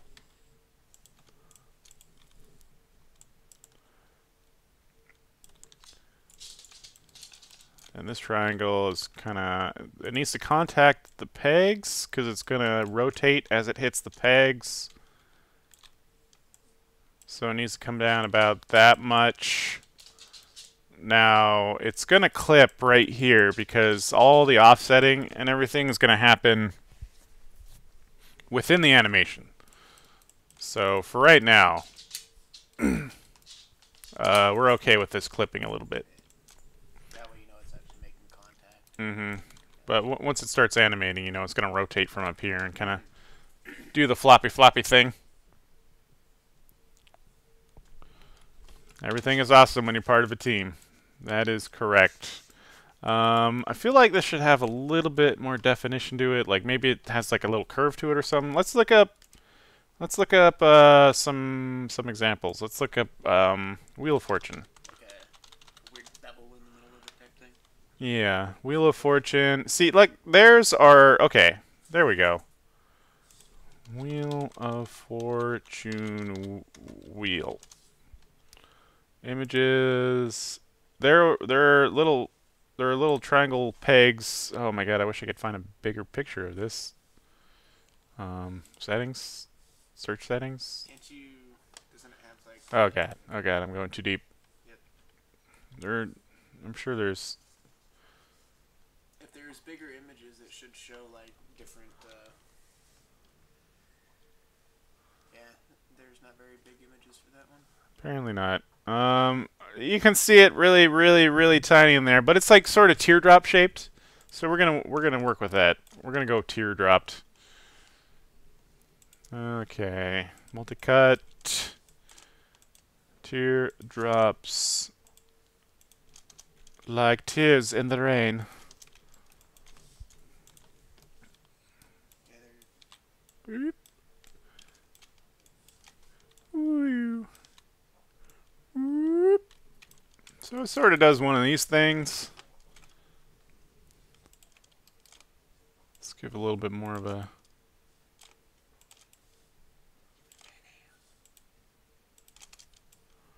One of these, and then let's just connect these just to remember we don't want any too crazy. Like this has 2, 3, 4. It's 5-sided, but we're okay with 5-sided.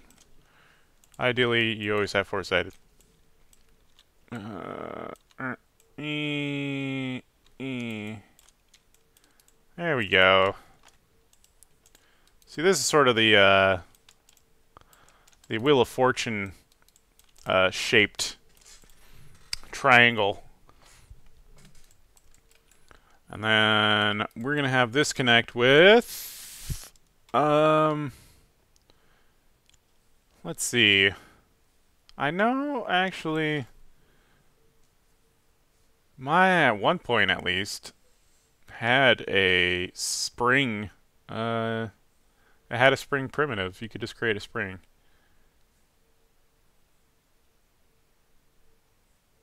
But it doesn't look like that's currently an option.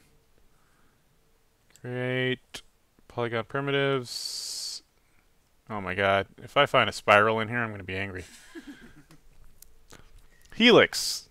That's basically a spring. I was gonna say, is a primitive just something that like just automatically gives you a shape Mm-hmm. that you can work off of? Yes, sir. I wonder if you could have turned that. Yeah, I'm sure you could have.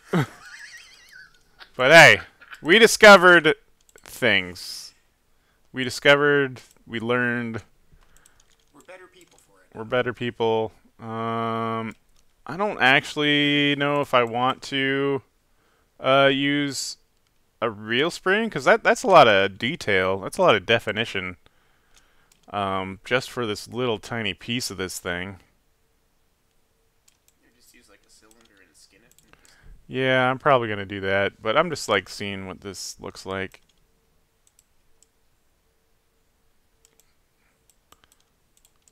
It's kind of interesting.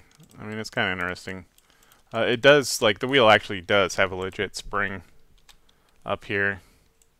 Make some rigatonis that way. But we're gonna go with the primitive to end all primitives, the cylinder. And then this spring, it's just like a little tiny piece that's hanging off of here. That kind of sells the idea that it's hanging on by a little dealy bob.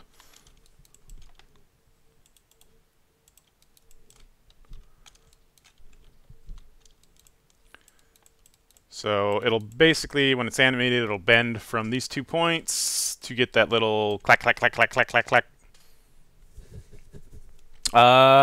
Yeah. See you later, Loafy. Have a good day. It's gonna go clack, clack, clack, clack, clack.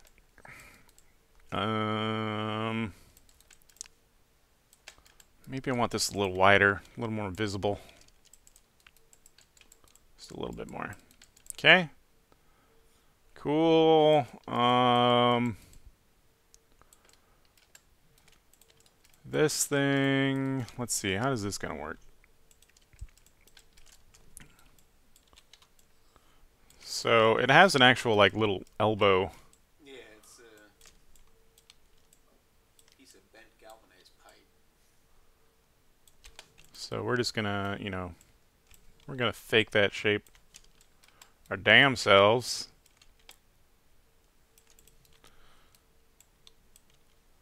And that's easy to do with snap. You just snap things, create that perfect angle.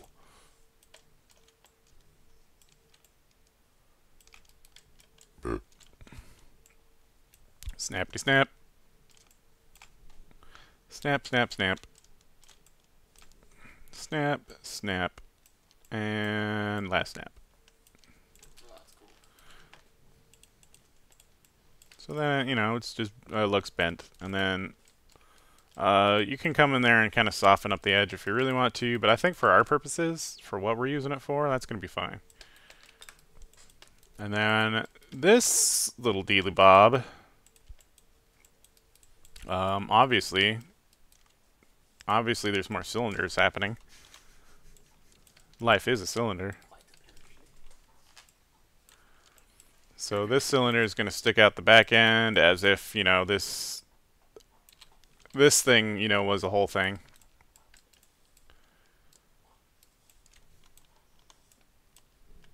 Let's flatten these. I don't want these.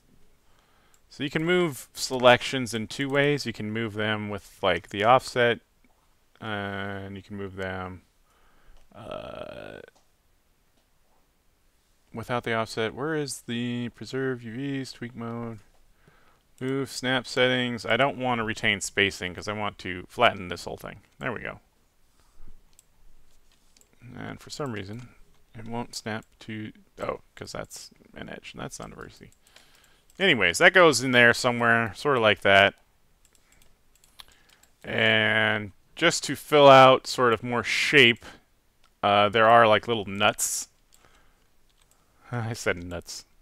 There's like little nuts and stuff back here, so we'll just kind of do this sort of thing. And then there's like another one back here. Yeah, like the front one is actually a bearing. Like this. We don't need to see the full detail of how these work, because that's not important to us. We just need like the vague, you know, notion of these shapes, because it's all just going to be like little metallic things. Okie dokie, and then this goes down here to like sort of under it, and then sort of down here is where all the where it's all going to come together.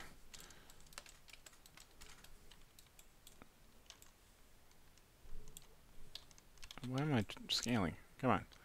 Okay. There, something like this. Something like... I'm sure it's got some kind of, like, thing. The bar goes into...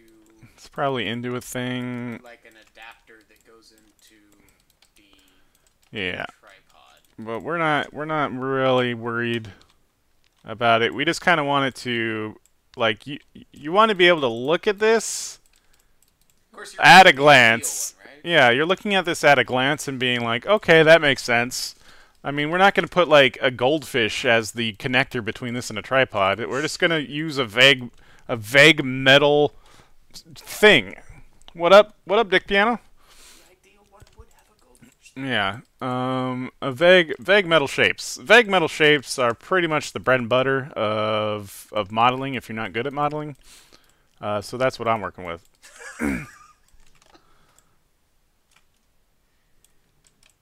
There we go.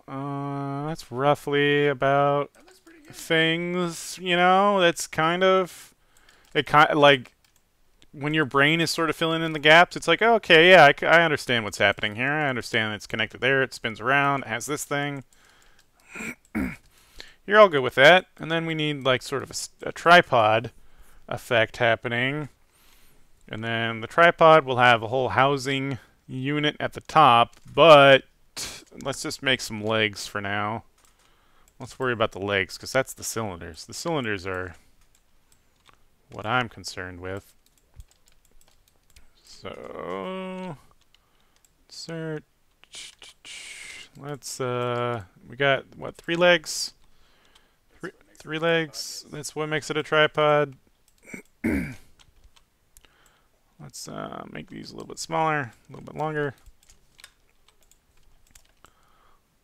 Let's see. I'm sure there's some kind of math you can do to figure out, you know, what kind of angles and jangles. Let's see, 30. We're going with 30s for all of these. 30. Do that. And this one is going to go 30 this way. Something like that. These obviously need to stick this way a little bit too.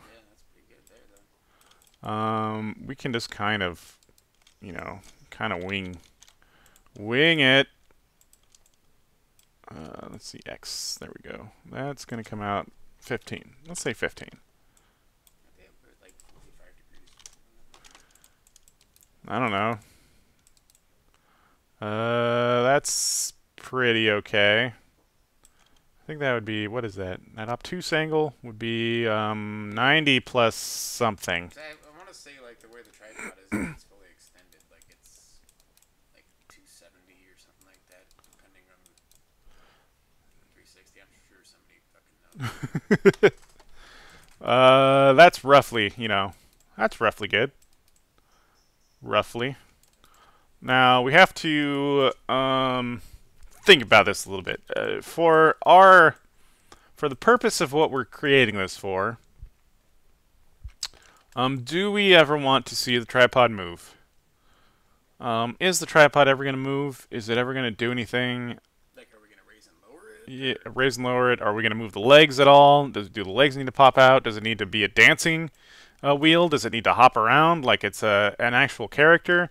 I don't think so. I don't think any of that sort of for this purpose, any of that stuff is none of that's gonna happen. So what's gonna happen is you're gonna have to, like, once you get done making this, we're gonna have to get like a little projector or something for our cell phones and just project that on the wall behind us, and that way we can have the perfect one. Yeah. Here we go. I got a better way to even out all these legs. So this will actually be centered in the world. World center. Free. Well, let's not do that yet.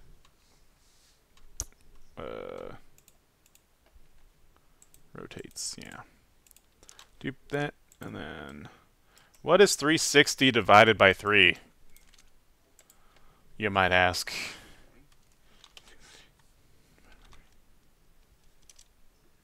Nope. Can't do that kind of math. 360 divided by 3? Nope. Set to 360 divided by 3. Nope.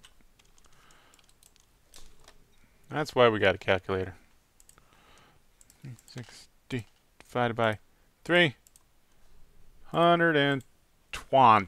It's 120. I don't know. I'm not listening to you. So there we go. That is effectively more of what, you know, a tripod is actually is actually doing. Something like that.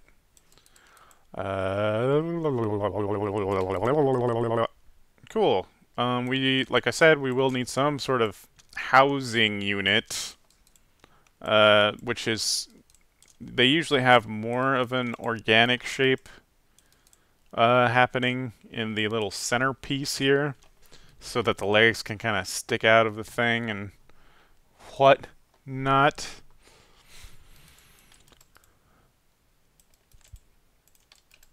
Let's see. I'm probably just gonna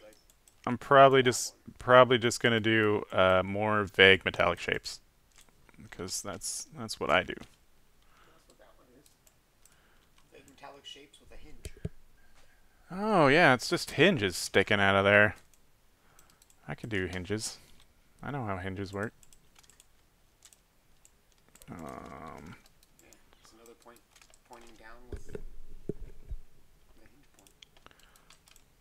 point. Let's get these back to their center.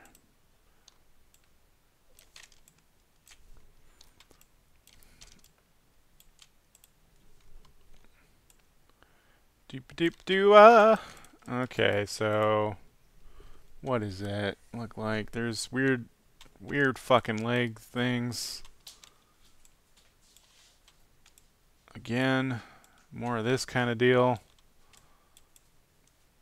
And then this kind of deal,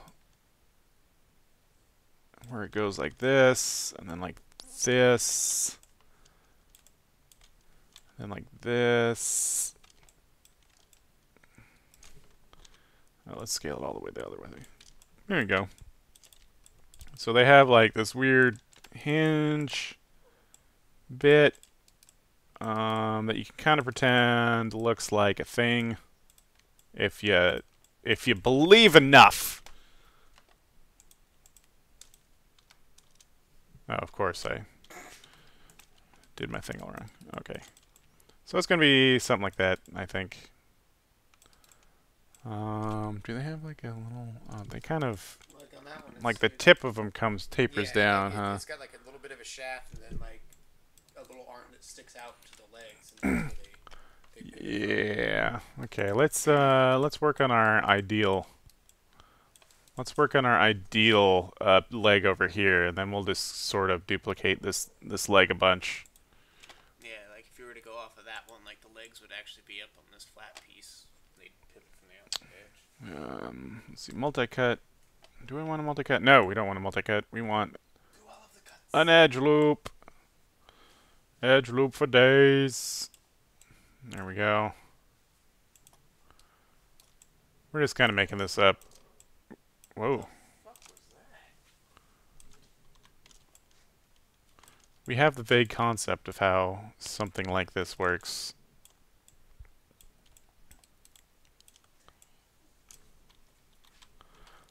We want to move not in world space, but in object space, and that way we're moving with, you know, the direction of this thing. So it has something like that, and then you would have like little nuts and bolts to sort of hinge this guy.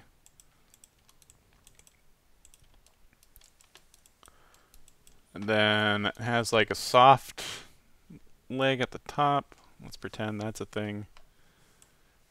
Mesh tools, edge loop. So like this, and then like somewhere around here. So that we can be like here. Oh wait, no. We need one more edge loop.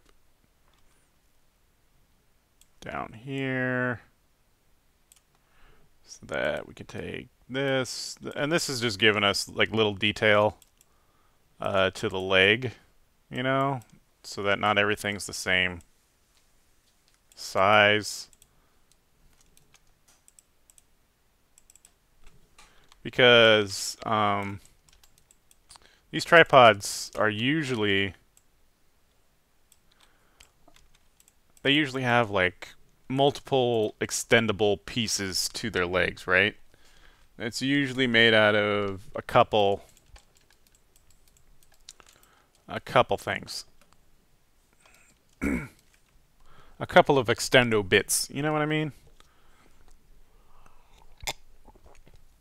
they telescope. So let's do that. Let's have a fake telescope bit.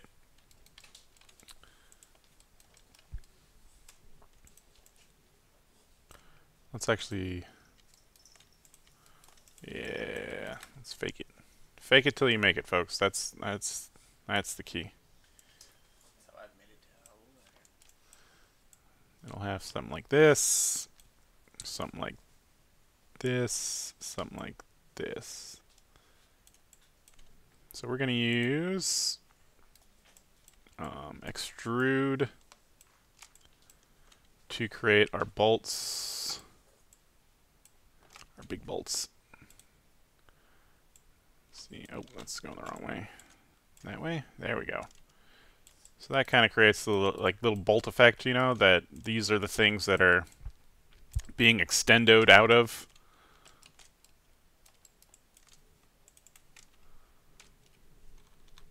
Then the legs, each leg gets smaller, you know, because they telescope, so they have to fit within each other. Something like that. And then they probably have like a little roundy bit on the bottom, but this will be okay. yeah, they get the little screw nubbin. You got little nubbins on the bottom. But this is okay for now. Let's soften our leg, and then jump in here and get all the edges we want to harden. Oh yeah, baby. Let's make them hard. Oh yeah, harden that edge. Let's harden that edge. Nice. And I'm not you, but I'm pretty hard now. What do you mean now? Oh, there we go. Did I get this one?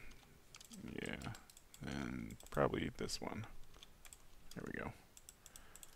There. So now it has a little bit more definition to the shapes that are happening here.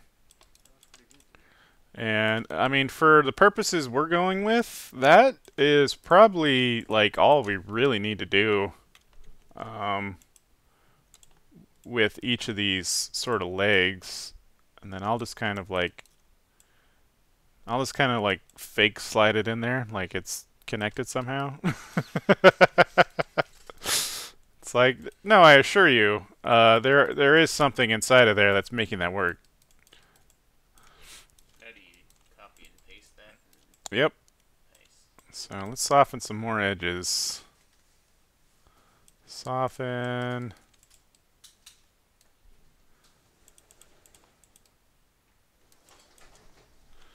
Soften.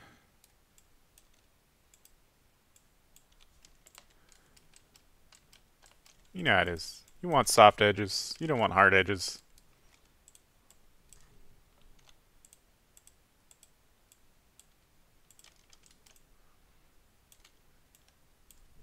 These little metal bits, you definitely want soft along the perimeter and then like hard on each little surface detail.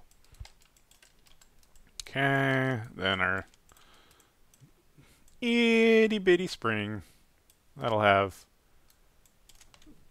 a little bit of softness to it. Then we want to soften up our triangle shape too.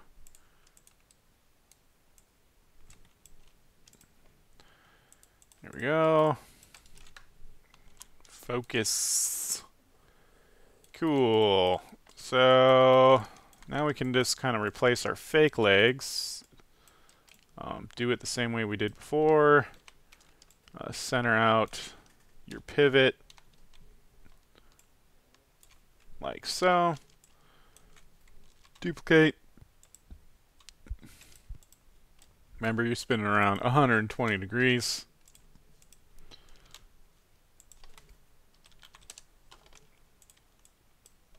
Which seems a little, that seems a little bit off. Something seems a little off there.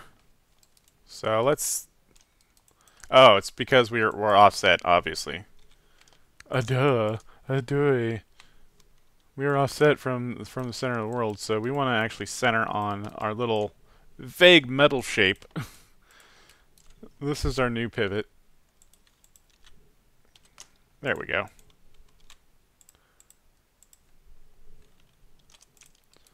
And now we got some big old fake tripod legs that kind of just, you know, they're just hanging out. It's you don't think about it too much, and it looks fine.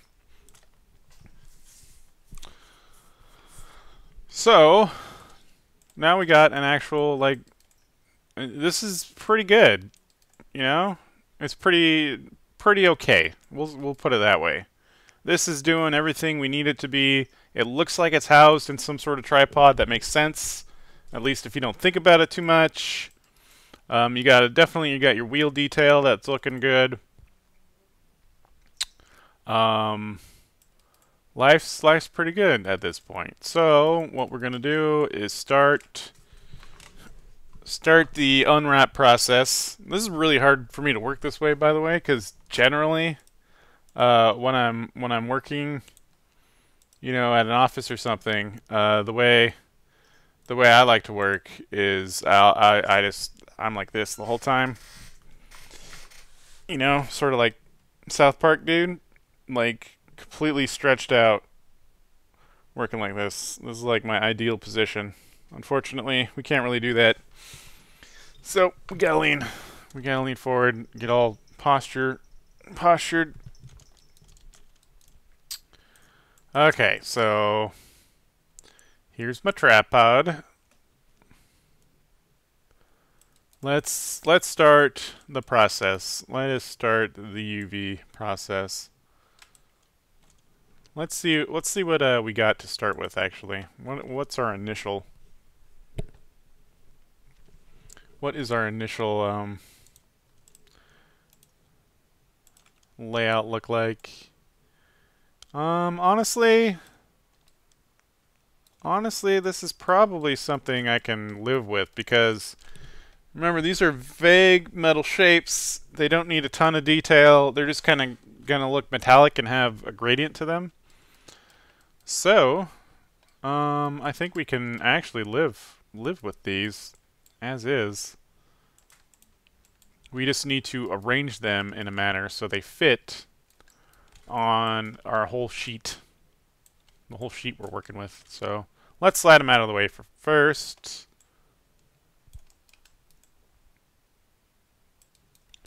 Just out of the way. Let's get some more vague metal shapes. These can probably all share sort of the same UV space because they're all basically the same thing.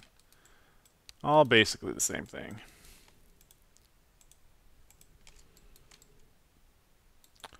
These out of here.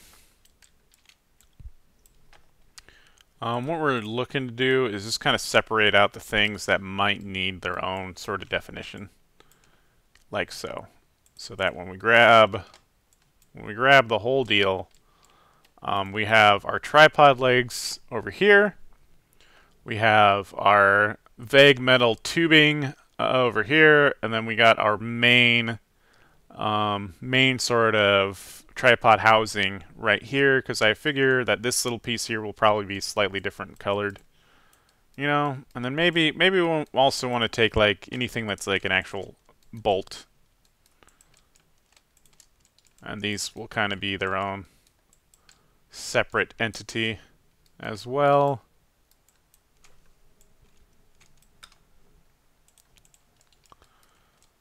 I would do the same with these guys. Let's see if I can do that.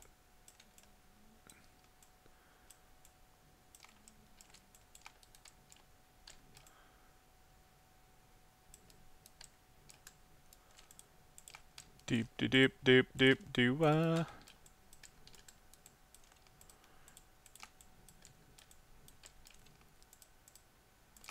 Just so I can have a slightly different, you know, slightly different color going on.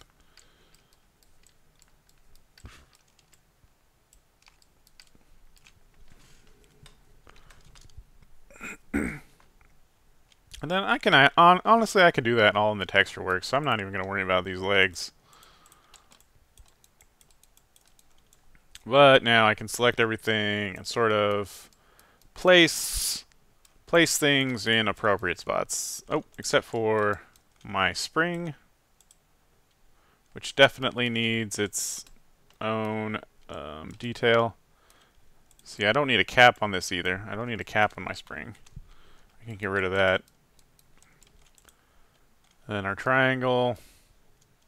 I changed this triangle a bit, so I'm going to remap that. Give that a planar map. Move that out of the way. Okay. I think everything is all moved out. No, there's still one. What did I miss? What did I miss right here? What's this? What is this? It's not telling me what that is.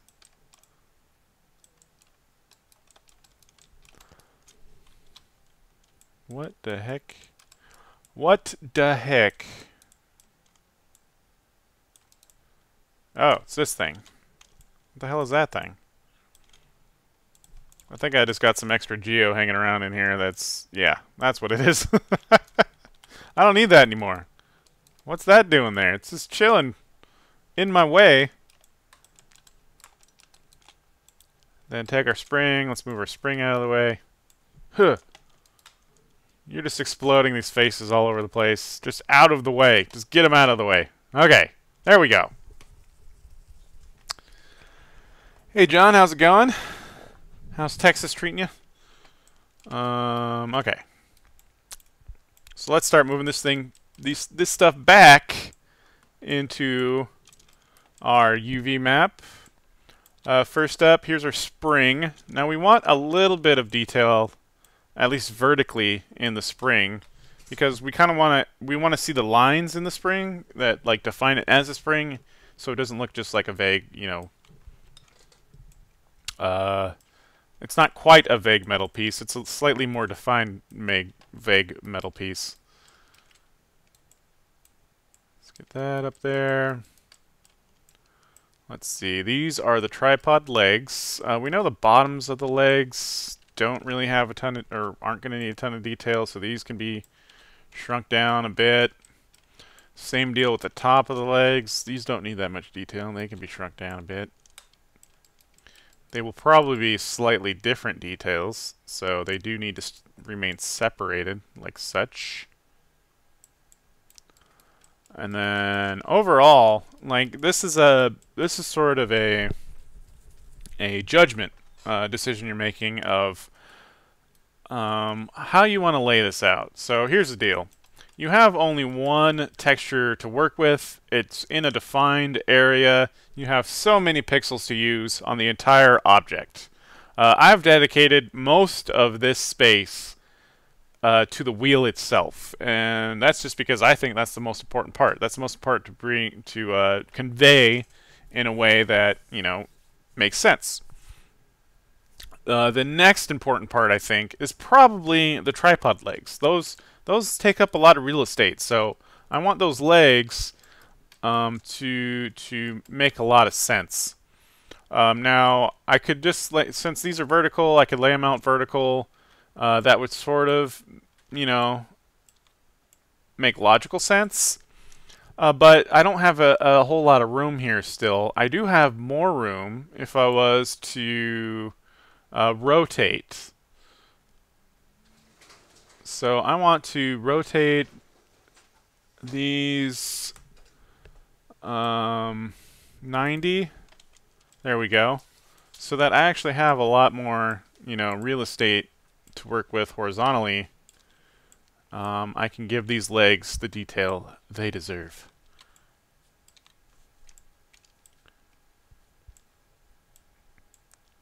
Let's move those in there. Remember, the unwrap is only going to show you the texture when you're selecting UVs that have that texture applied. And currently I don't have any texture applied to my legs, so sometimes it's going to fade in and out like that. Okay, next set. This guy needs very little detail. Very, very little detail. He could actually probably overlap one of the red pieces, but just to keep everything sort of clean, I'm not going to do that. I could rotate this guy too, though.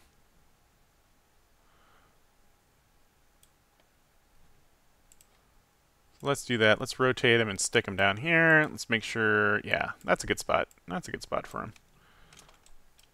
That's also going to be a good spot for some of our other things going on up here. What do we got here? That's our main housing. I'm probably going to stick this next to... yeah, I'll stick this in my little area right here. I think that makes the most sense for me. And then the top and bottom detail, those can be exactly the same on this little housing area. So these I can just overlap. I'll slide this in here. Let's take a look at our texture again, make sure, yep, that's in a good spot. And then this is actually, it has more detail this way, right? So this needs to be wider like that. And I'm being pretty loose with my UVs. You can pack these a whole lot tighter if you wanted to.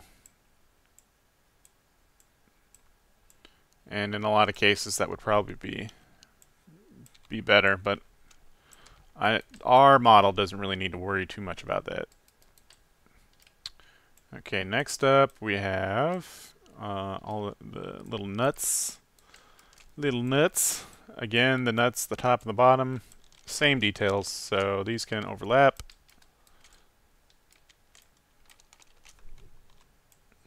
Shrink these down, and then this, again, more detail this way.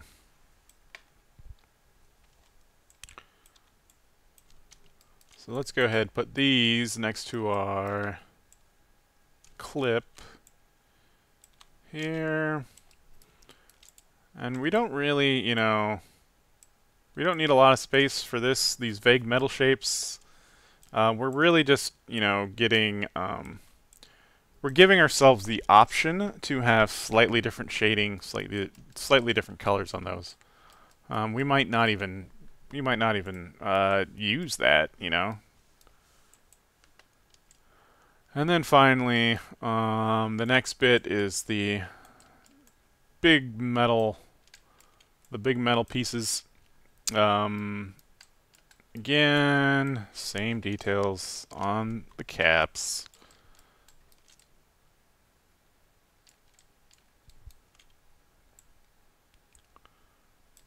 And this is probably, let me think, where is a good spot to fit this? I think this will be good. Can't possibly, no. Modify, rotate.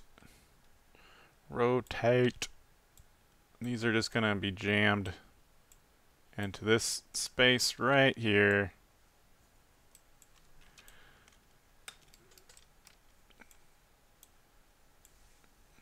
Yeah.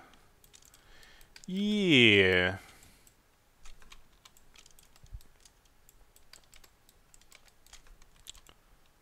So you kind of doing like how like Grail and stuff used to work with the ping, like you're creating an area where all these images and stuff are, Kind of. for it to call on. Kind of. And we'll put the caps for those up there. Okay. That looked pretty... Everything's here. Everything looks okay. Everything's spread out in a way that makes sense.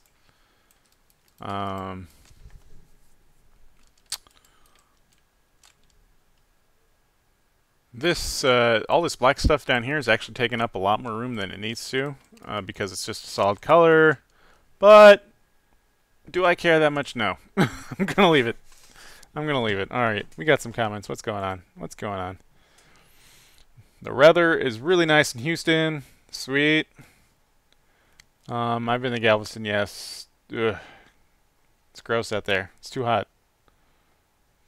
There was some movie or show I was watching the other day, and they were at like the same hotel that we were at for CraveCon. Just like, holy shit. Okay, and then now let's apply our texture that we have. This needs to be applied to all of our little bibs and bobs.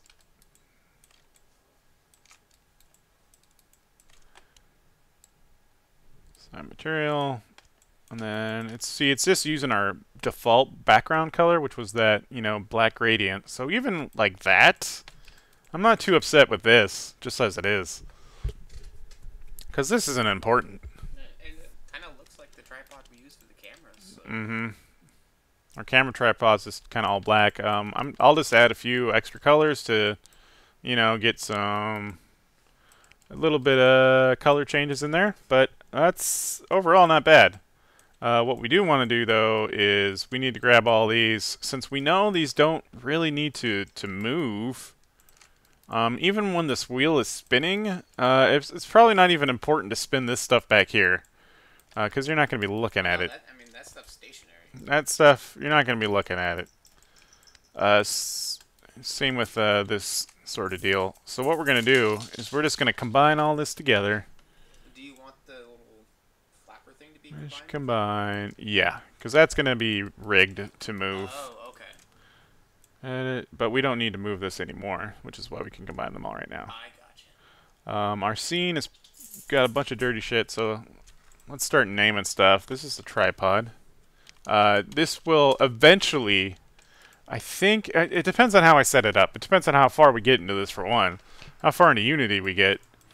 But I think the wheel itself will be a separate piece, because we might want to do some scripting on that. But our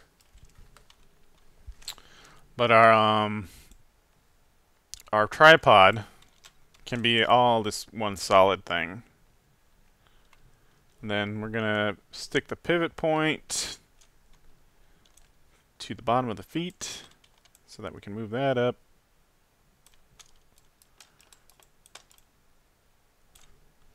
Do do do do do.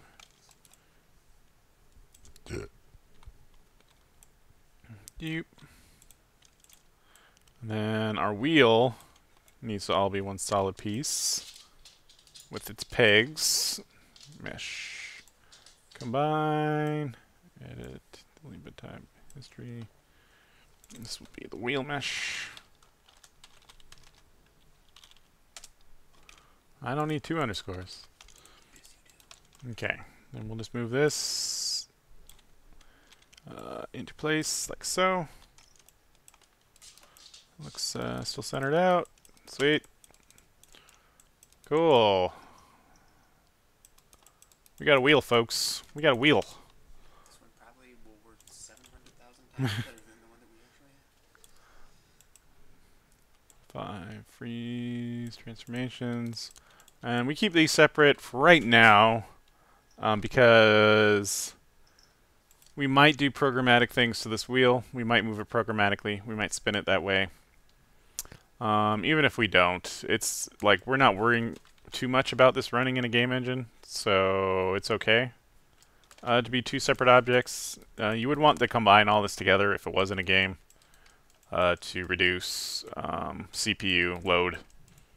The CPU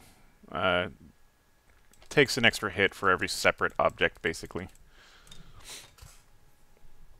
I think that's what's going on with my computer in WoW, right? Thunderstorm, sweet. Okay, let's further push our texture a little bit. Let's I was hoping I could get something into Unity today, but you know what? I think it's fine just kind of getting a solid wheel. Just getting a good old-fashioned wheel going on. It's funny when you flip it to the back, it looks like a really shitty spray paint job, and that's pretty much what the back of the wheel looks like. It's like you captured that so well.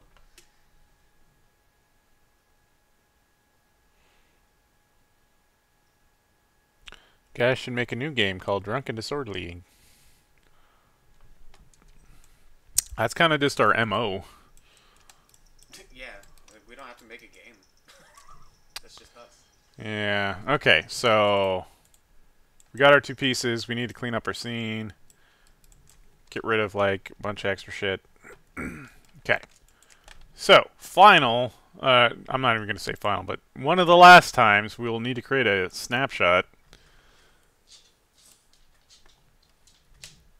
Wheel.jpg. Apply. For right.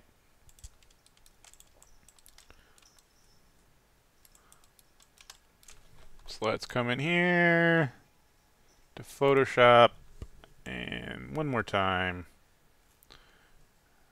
Open our JPEG. It's not even there. Come on. Open. Documents. Dolled. Working models wheel. Wheel. Wheel. Screen that mofo. Get rid of our old reference. And then now we got everything in here so we can start, you know, figuring out what stuff we want to texture and how we want to texture it. I know right off the bat Photoshop is going to lag and do weird stuff. I want to make pieces of my tripod leg lighter than other pieces. So we can do that like so. I'm going to modify the UVs of the leg a bit. So I'm just kind of using it as a rough guide. And these are going to be lighter pieces, so let's just fill them with our whitish color. And we're going to give this a lighten, but we're going to take it down a bit. This way, you know, it's going to be a little bit lighter, but it's also inheriting like the default sort of gradient we have going on in the background. You have to give it like the highlight color. We're actually going to add a additional sort of gradient to the back of this leg. The other way. So remember, because we moved our leg, we rotated it 90 degrees. And if you're here on day 1, I believe, of the proxy challenge, I explained that one of the ways to sort of add extra fake detail to your objects is to add a gradient from top to bottom. So we want to add a gradient top to bottom to our leg of our tripod, and that just gives it, you know, a little extra flair. Just a little extra flair. Okie doke. I believe this, let's even this out because we're going to want these two bolts to be about the same size. And then our bolts will probably actually be slightly darker.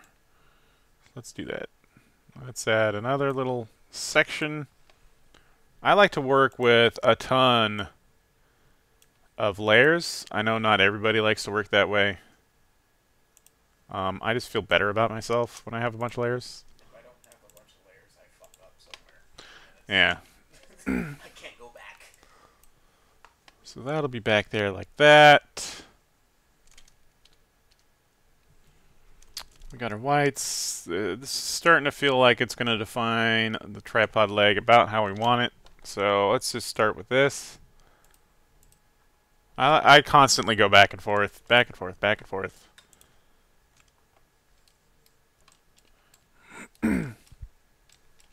Alright, so here's what we're doing. We know our two nut pieces here. We want to... I got the right pieces, right? Yeah, we're going to want to separate these out by using split. We want these to be the slightly different colors, but we also, you know, we want that sort of hard edge going on. So we move them like so. Move these like so. Don't connect the color exactly, so kind of map it here like so. And then we can come back in with our bolts, put them in. The reason we have these, like, we split these out is so that there's a defined space in between where these UVs typically would connect, and that creates a hard edge to the texture so that there's not sort of a pixel bleed in between the two. Because that'll give you kind of that soft, soft look. We don't want a soft look. We want a nice, abrupt color change. So as we come back into here, you can see, like, oh, that's a solid color change. It looks like the face of our little nuts here aren't where we want them, so let's come back into our UVs. They are indeed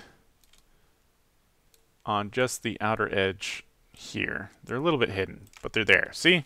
I got them. I got them. They're still split off. So let's just separate these out too.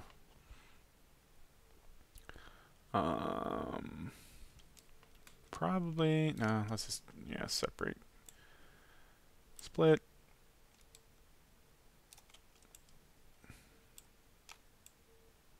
Move it over into the black. Do the same with this guy.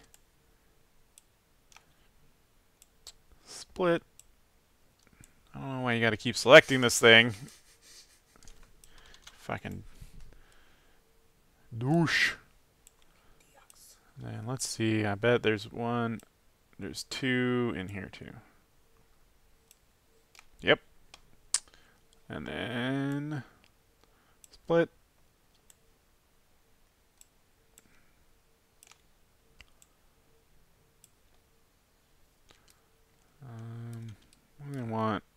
We want this one to be up here. Kind of gets a little bit difficult to select stuff when you're working this way, but there we go. So now the tops and the bottoms of our little bolts have both the blacks on them.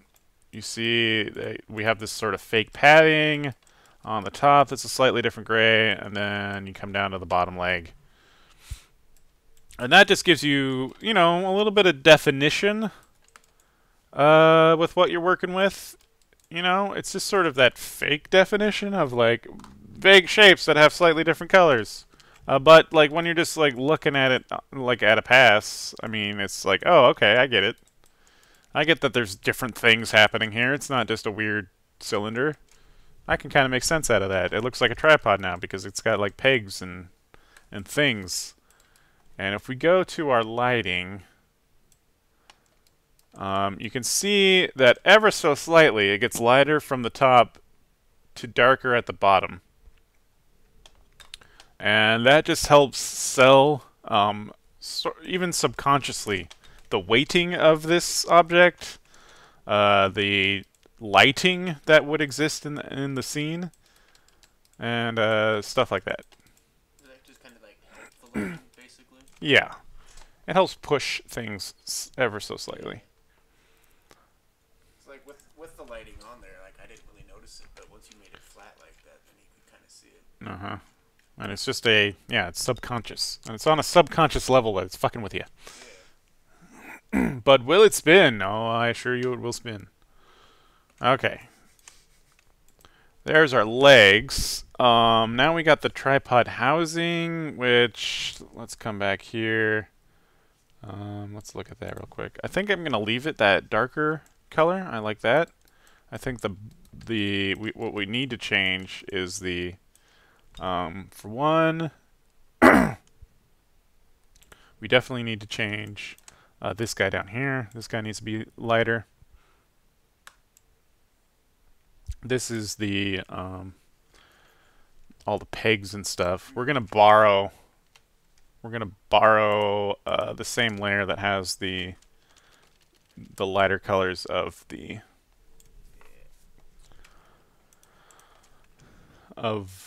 legs, because these are all they're kind of gonna be the same. The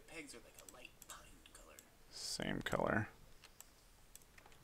And then this will be on its own layer.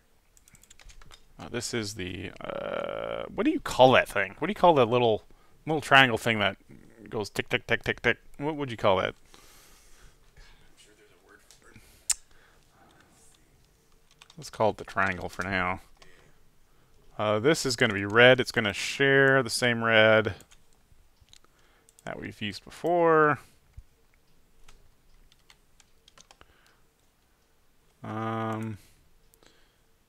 One thing we forgot to do was the top and bottom pieces of the tripod legs should be the same gray that we're using for, the legs. So we'll put that in there.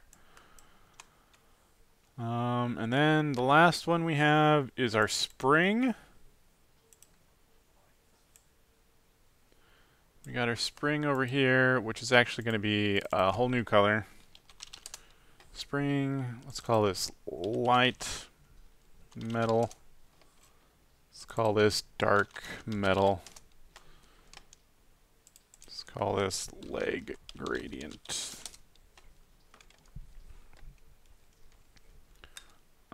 Spring. So our spring is actually going to be an even, it's going to be a lighter color. It's going to be slightly lighter than our legs. And then on top of that, I'm going to lock the transparency so I don't draw the transparency. I'm going to pick a slightly darker color. And then I'm gonna draw some lines on here just so it feels like it has the the corkscrew that goes on with a spring. Doesn't have to be perfect. Just sort of rough angles. I don't think we're really gonna see see the connection on those, but we can jump in here and see, because there will be an edge where they don't connect quite right, but we can sort of mess with that with our UVs by coming in here and just ever so slightly we're going to shrink this down. And then we're also going to use a lattice. If the lattice still exists in here. Let me see. Where are you at, lattice? Lattice. Did it warp? Is that what we want? No, that's not what we want. Modify. Oh, I really wish they didn't change the UV thing for no reason. There we go. Here's our lattice, and the reason we do a lattice is so that we can sort of change a lot of it at once. There we go. There we go. See how I'm getting these things sort of aligned now?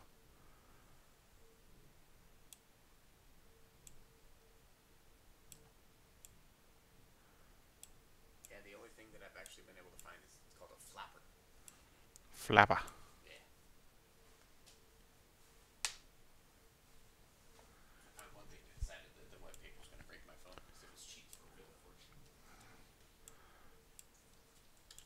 There we go. And then, I mean, it's not perfect, but it's a lot better than it was. And at the distance we're working with, we're not even going to notice this. And the second thing we can do to help hide this is we will sort of just shove this seam in the back where you probably won't be looking at it. And there you go. You got, so it's like kind of like a spring, Close enough. Close enough. Well, really, like the one that we have, it just looks like a bunch of wound wire around another peg. Mm-hmm.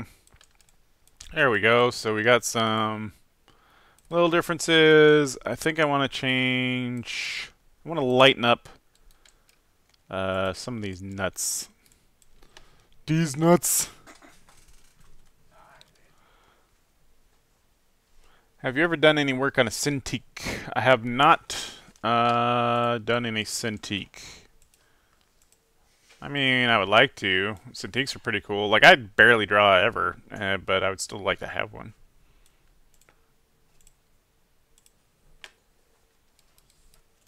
Yeah, it'd be nice to draw on the surface versus having to translate it from another thing. Let's see, which one of these are the actual nuts and bolts? I believe it's this. Yeah.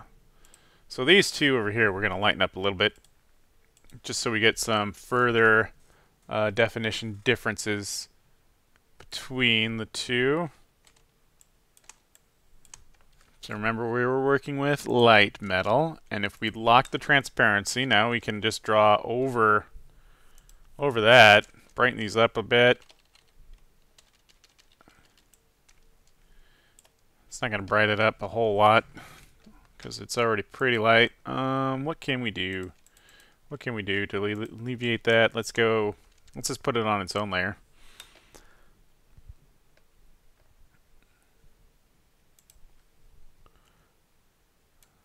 Let's select light metal,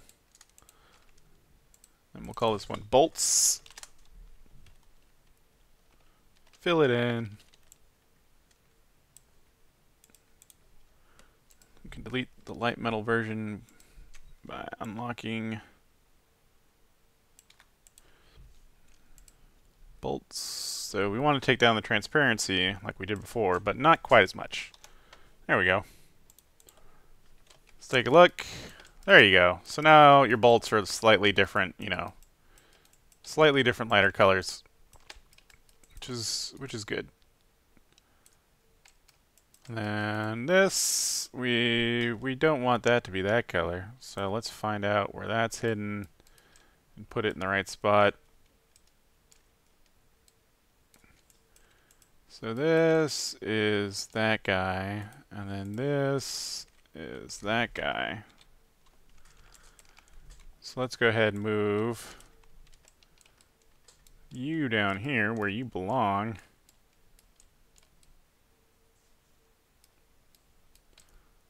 Or, wait, are all of these faces the edges of these?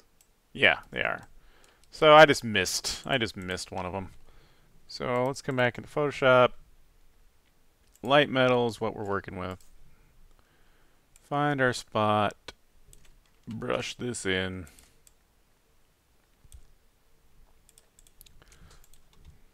Okay. And yeah, there we go. There. Now it's the same color. There we go. So this little center one, I don't know if that's like the ideal color for this one to be, but we'll just leave it there. It'll be okay for now. I think I just want to kind of change its shape a little bit.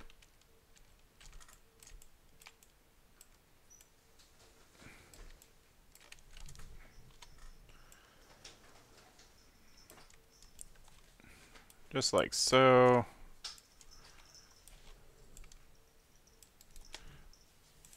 Let's make it a little more subtle. A little subtle ring. There we go. And yeah.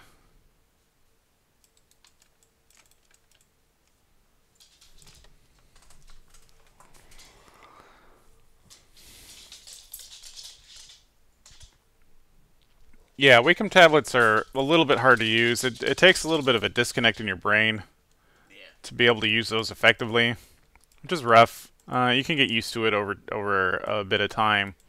One thing I like to do, which I don't know a lot of people that do this, but instead of having it on screen mode, where like the corner of your Wacom tablet is the exact corner of your monitor, and the other corner is the other corner, and so like if you move your, you know, pen around, it'll go exactly to that spot, relatively mapped on your monitor.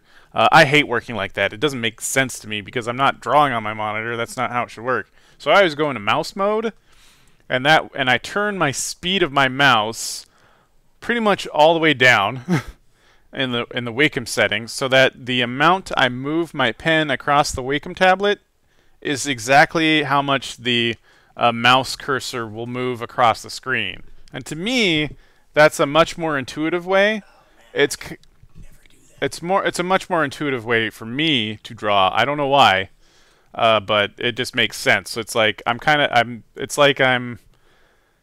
still drawing over here and looking at it. It's like filming. It's like drawing through a mirror or something.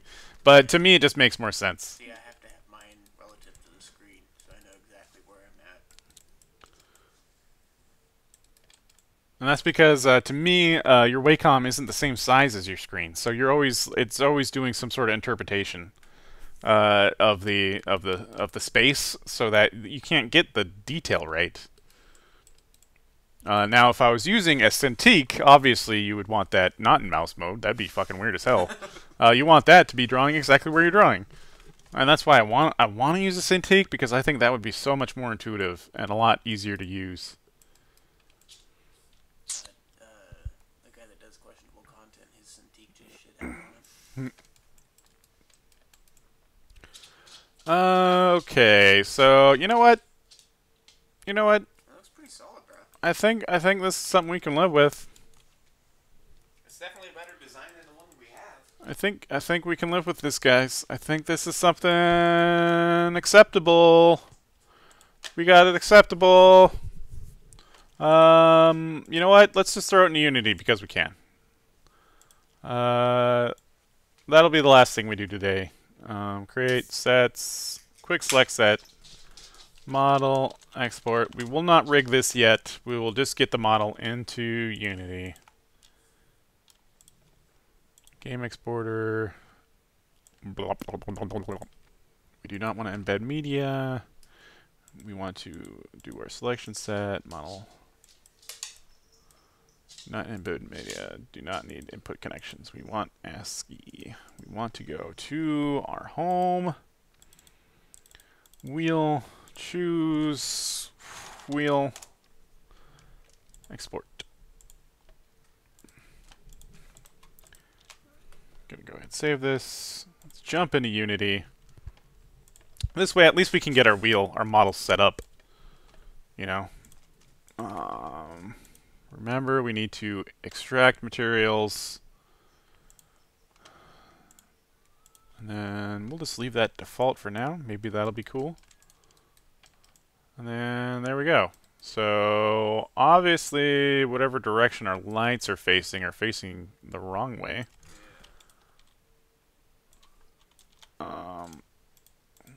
Where is our directional light? There it is. You're going the wrong way, bud. Let's go this way. Yeah. That's fun. That's pretty fun. Get those shadows in there. Makes it feel more real, more 3D. And you got your wheel. You got your wheel, son. So where I want to go with this project, on this little side project to a side project I was already working on, is that I want to... Oh, thanks, John. I want to basically add a script that allows us to spin the wheel. I think that would be the next step. Eventually, I think it would be fun to make a little mini game where you're actually making drinks with this wheel. That would take a ton of work, because you would need little objects and stuff and all kinds of animations and a lot of scripting to make that work. But maybe if we just build it a little bit at a time, we can get something, a minimum viable product, as they call it, that sort of sells the idea of you spin the wheel and you add stuff to a drink. Maybe. You never know. We'll see how far we get. But for now, I think this is fun. And if we get back to working on this, I think the next fun thing to do would actually just allow you to spin the wheel through button input, and it would land on a color, and then it would tell you what that color is. That's stuff we can figure out how to do. Maybe. Probably. I feel like it is. Let's go ahead, create a scene. Wheel. Just so we're saving our project. There we go. We got a wheel. We got it into Unity. We got a camera that's not looking at it at all. Snort. So let's get a camera. Yeah. There's our game camera. That's fun. We could add, we could add a table and stuff so it feels like you're doing things. But yeah, this was just a little exercise I wanted to work on just to show you some more modeling stuff. Just getting more familiar with Maya for you guys. And something that's not the proxy art challenge because I just needed a distraction for the day. But that was fun for me. Hopefully it was fun for you guys to see how that all went down. We created a wheel out of cylinders and fill shapes. I want to thank you guys for coming out and checking out the stream. Hopefully you learned a thing or two. Or at least I occupied some of your work time with the dulcet tones of my voice. Why don't you guys have a great day. I'm going to get out of here and go do something else now. See you guys later. Peace out. See you on the next stream, whenever that might be. Bye, everybody.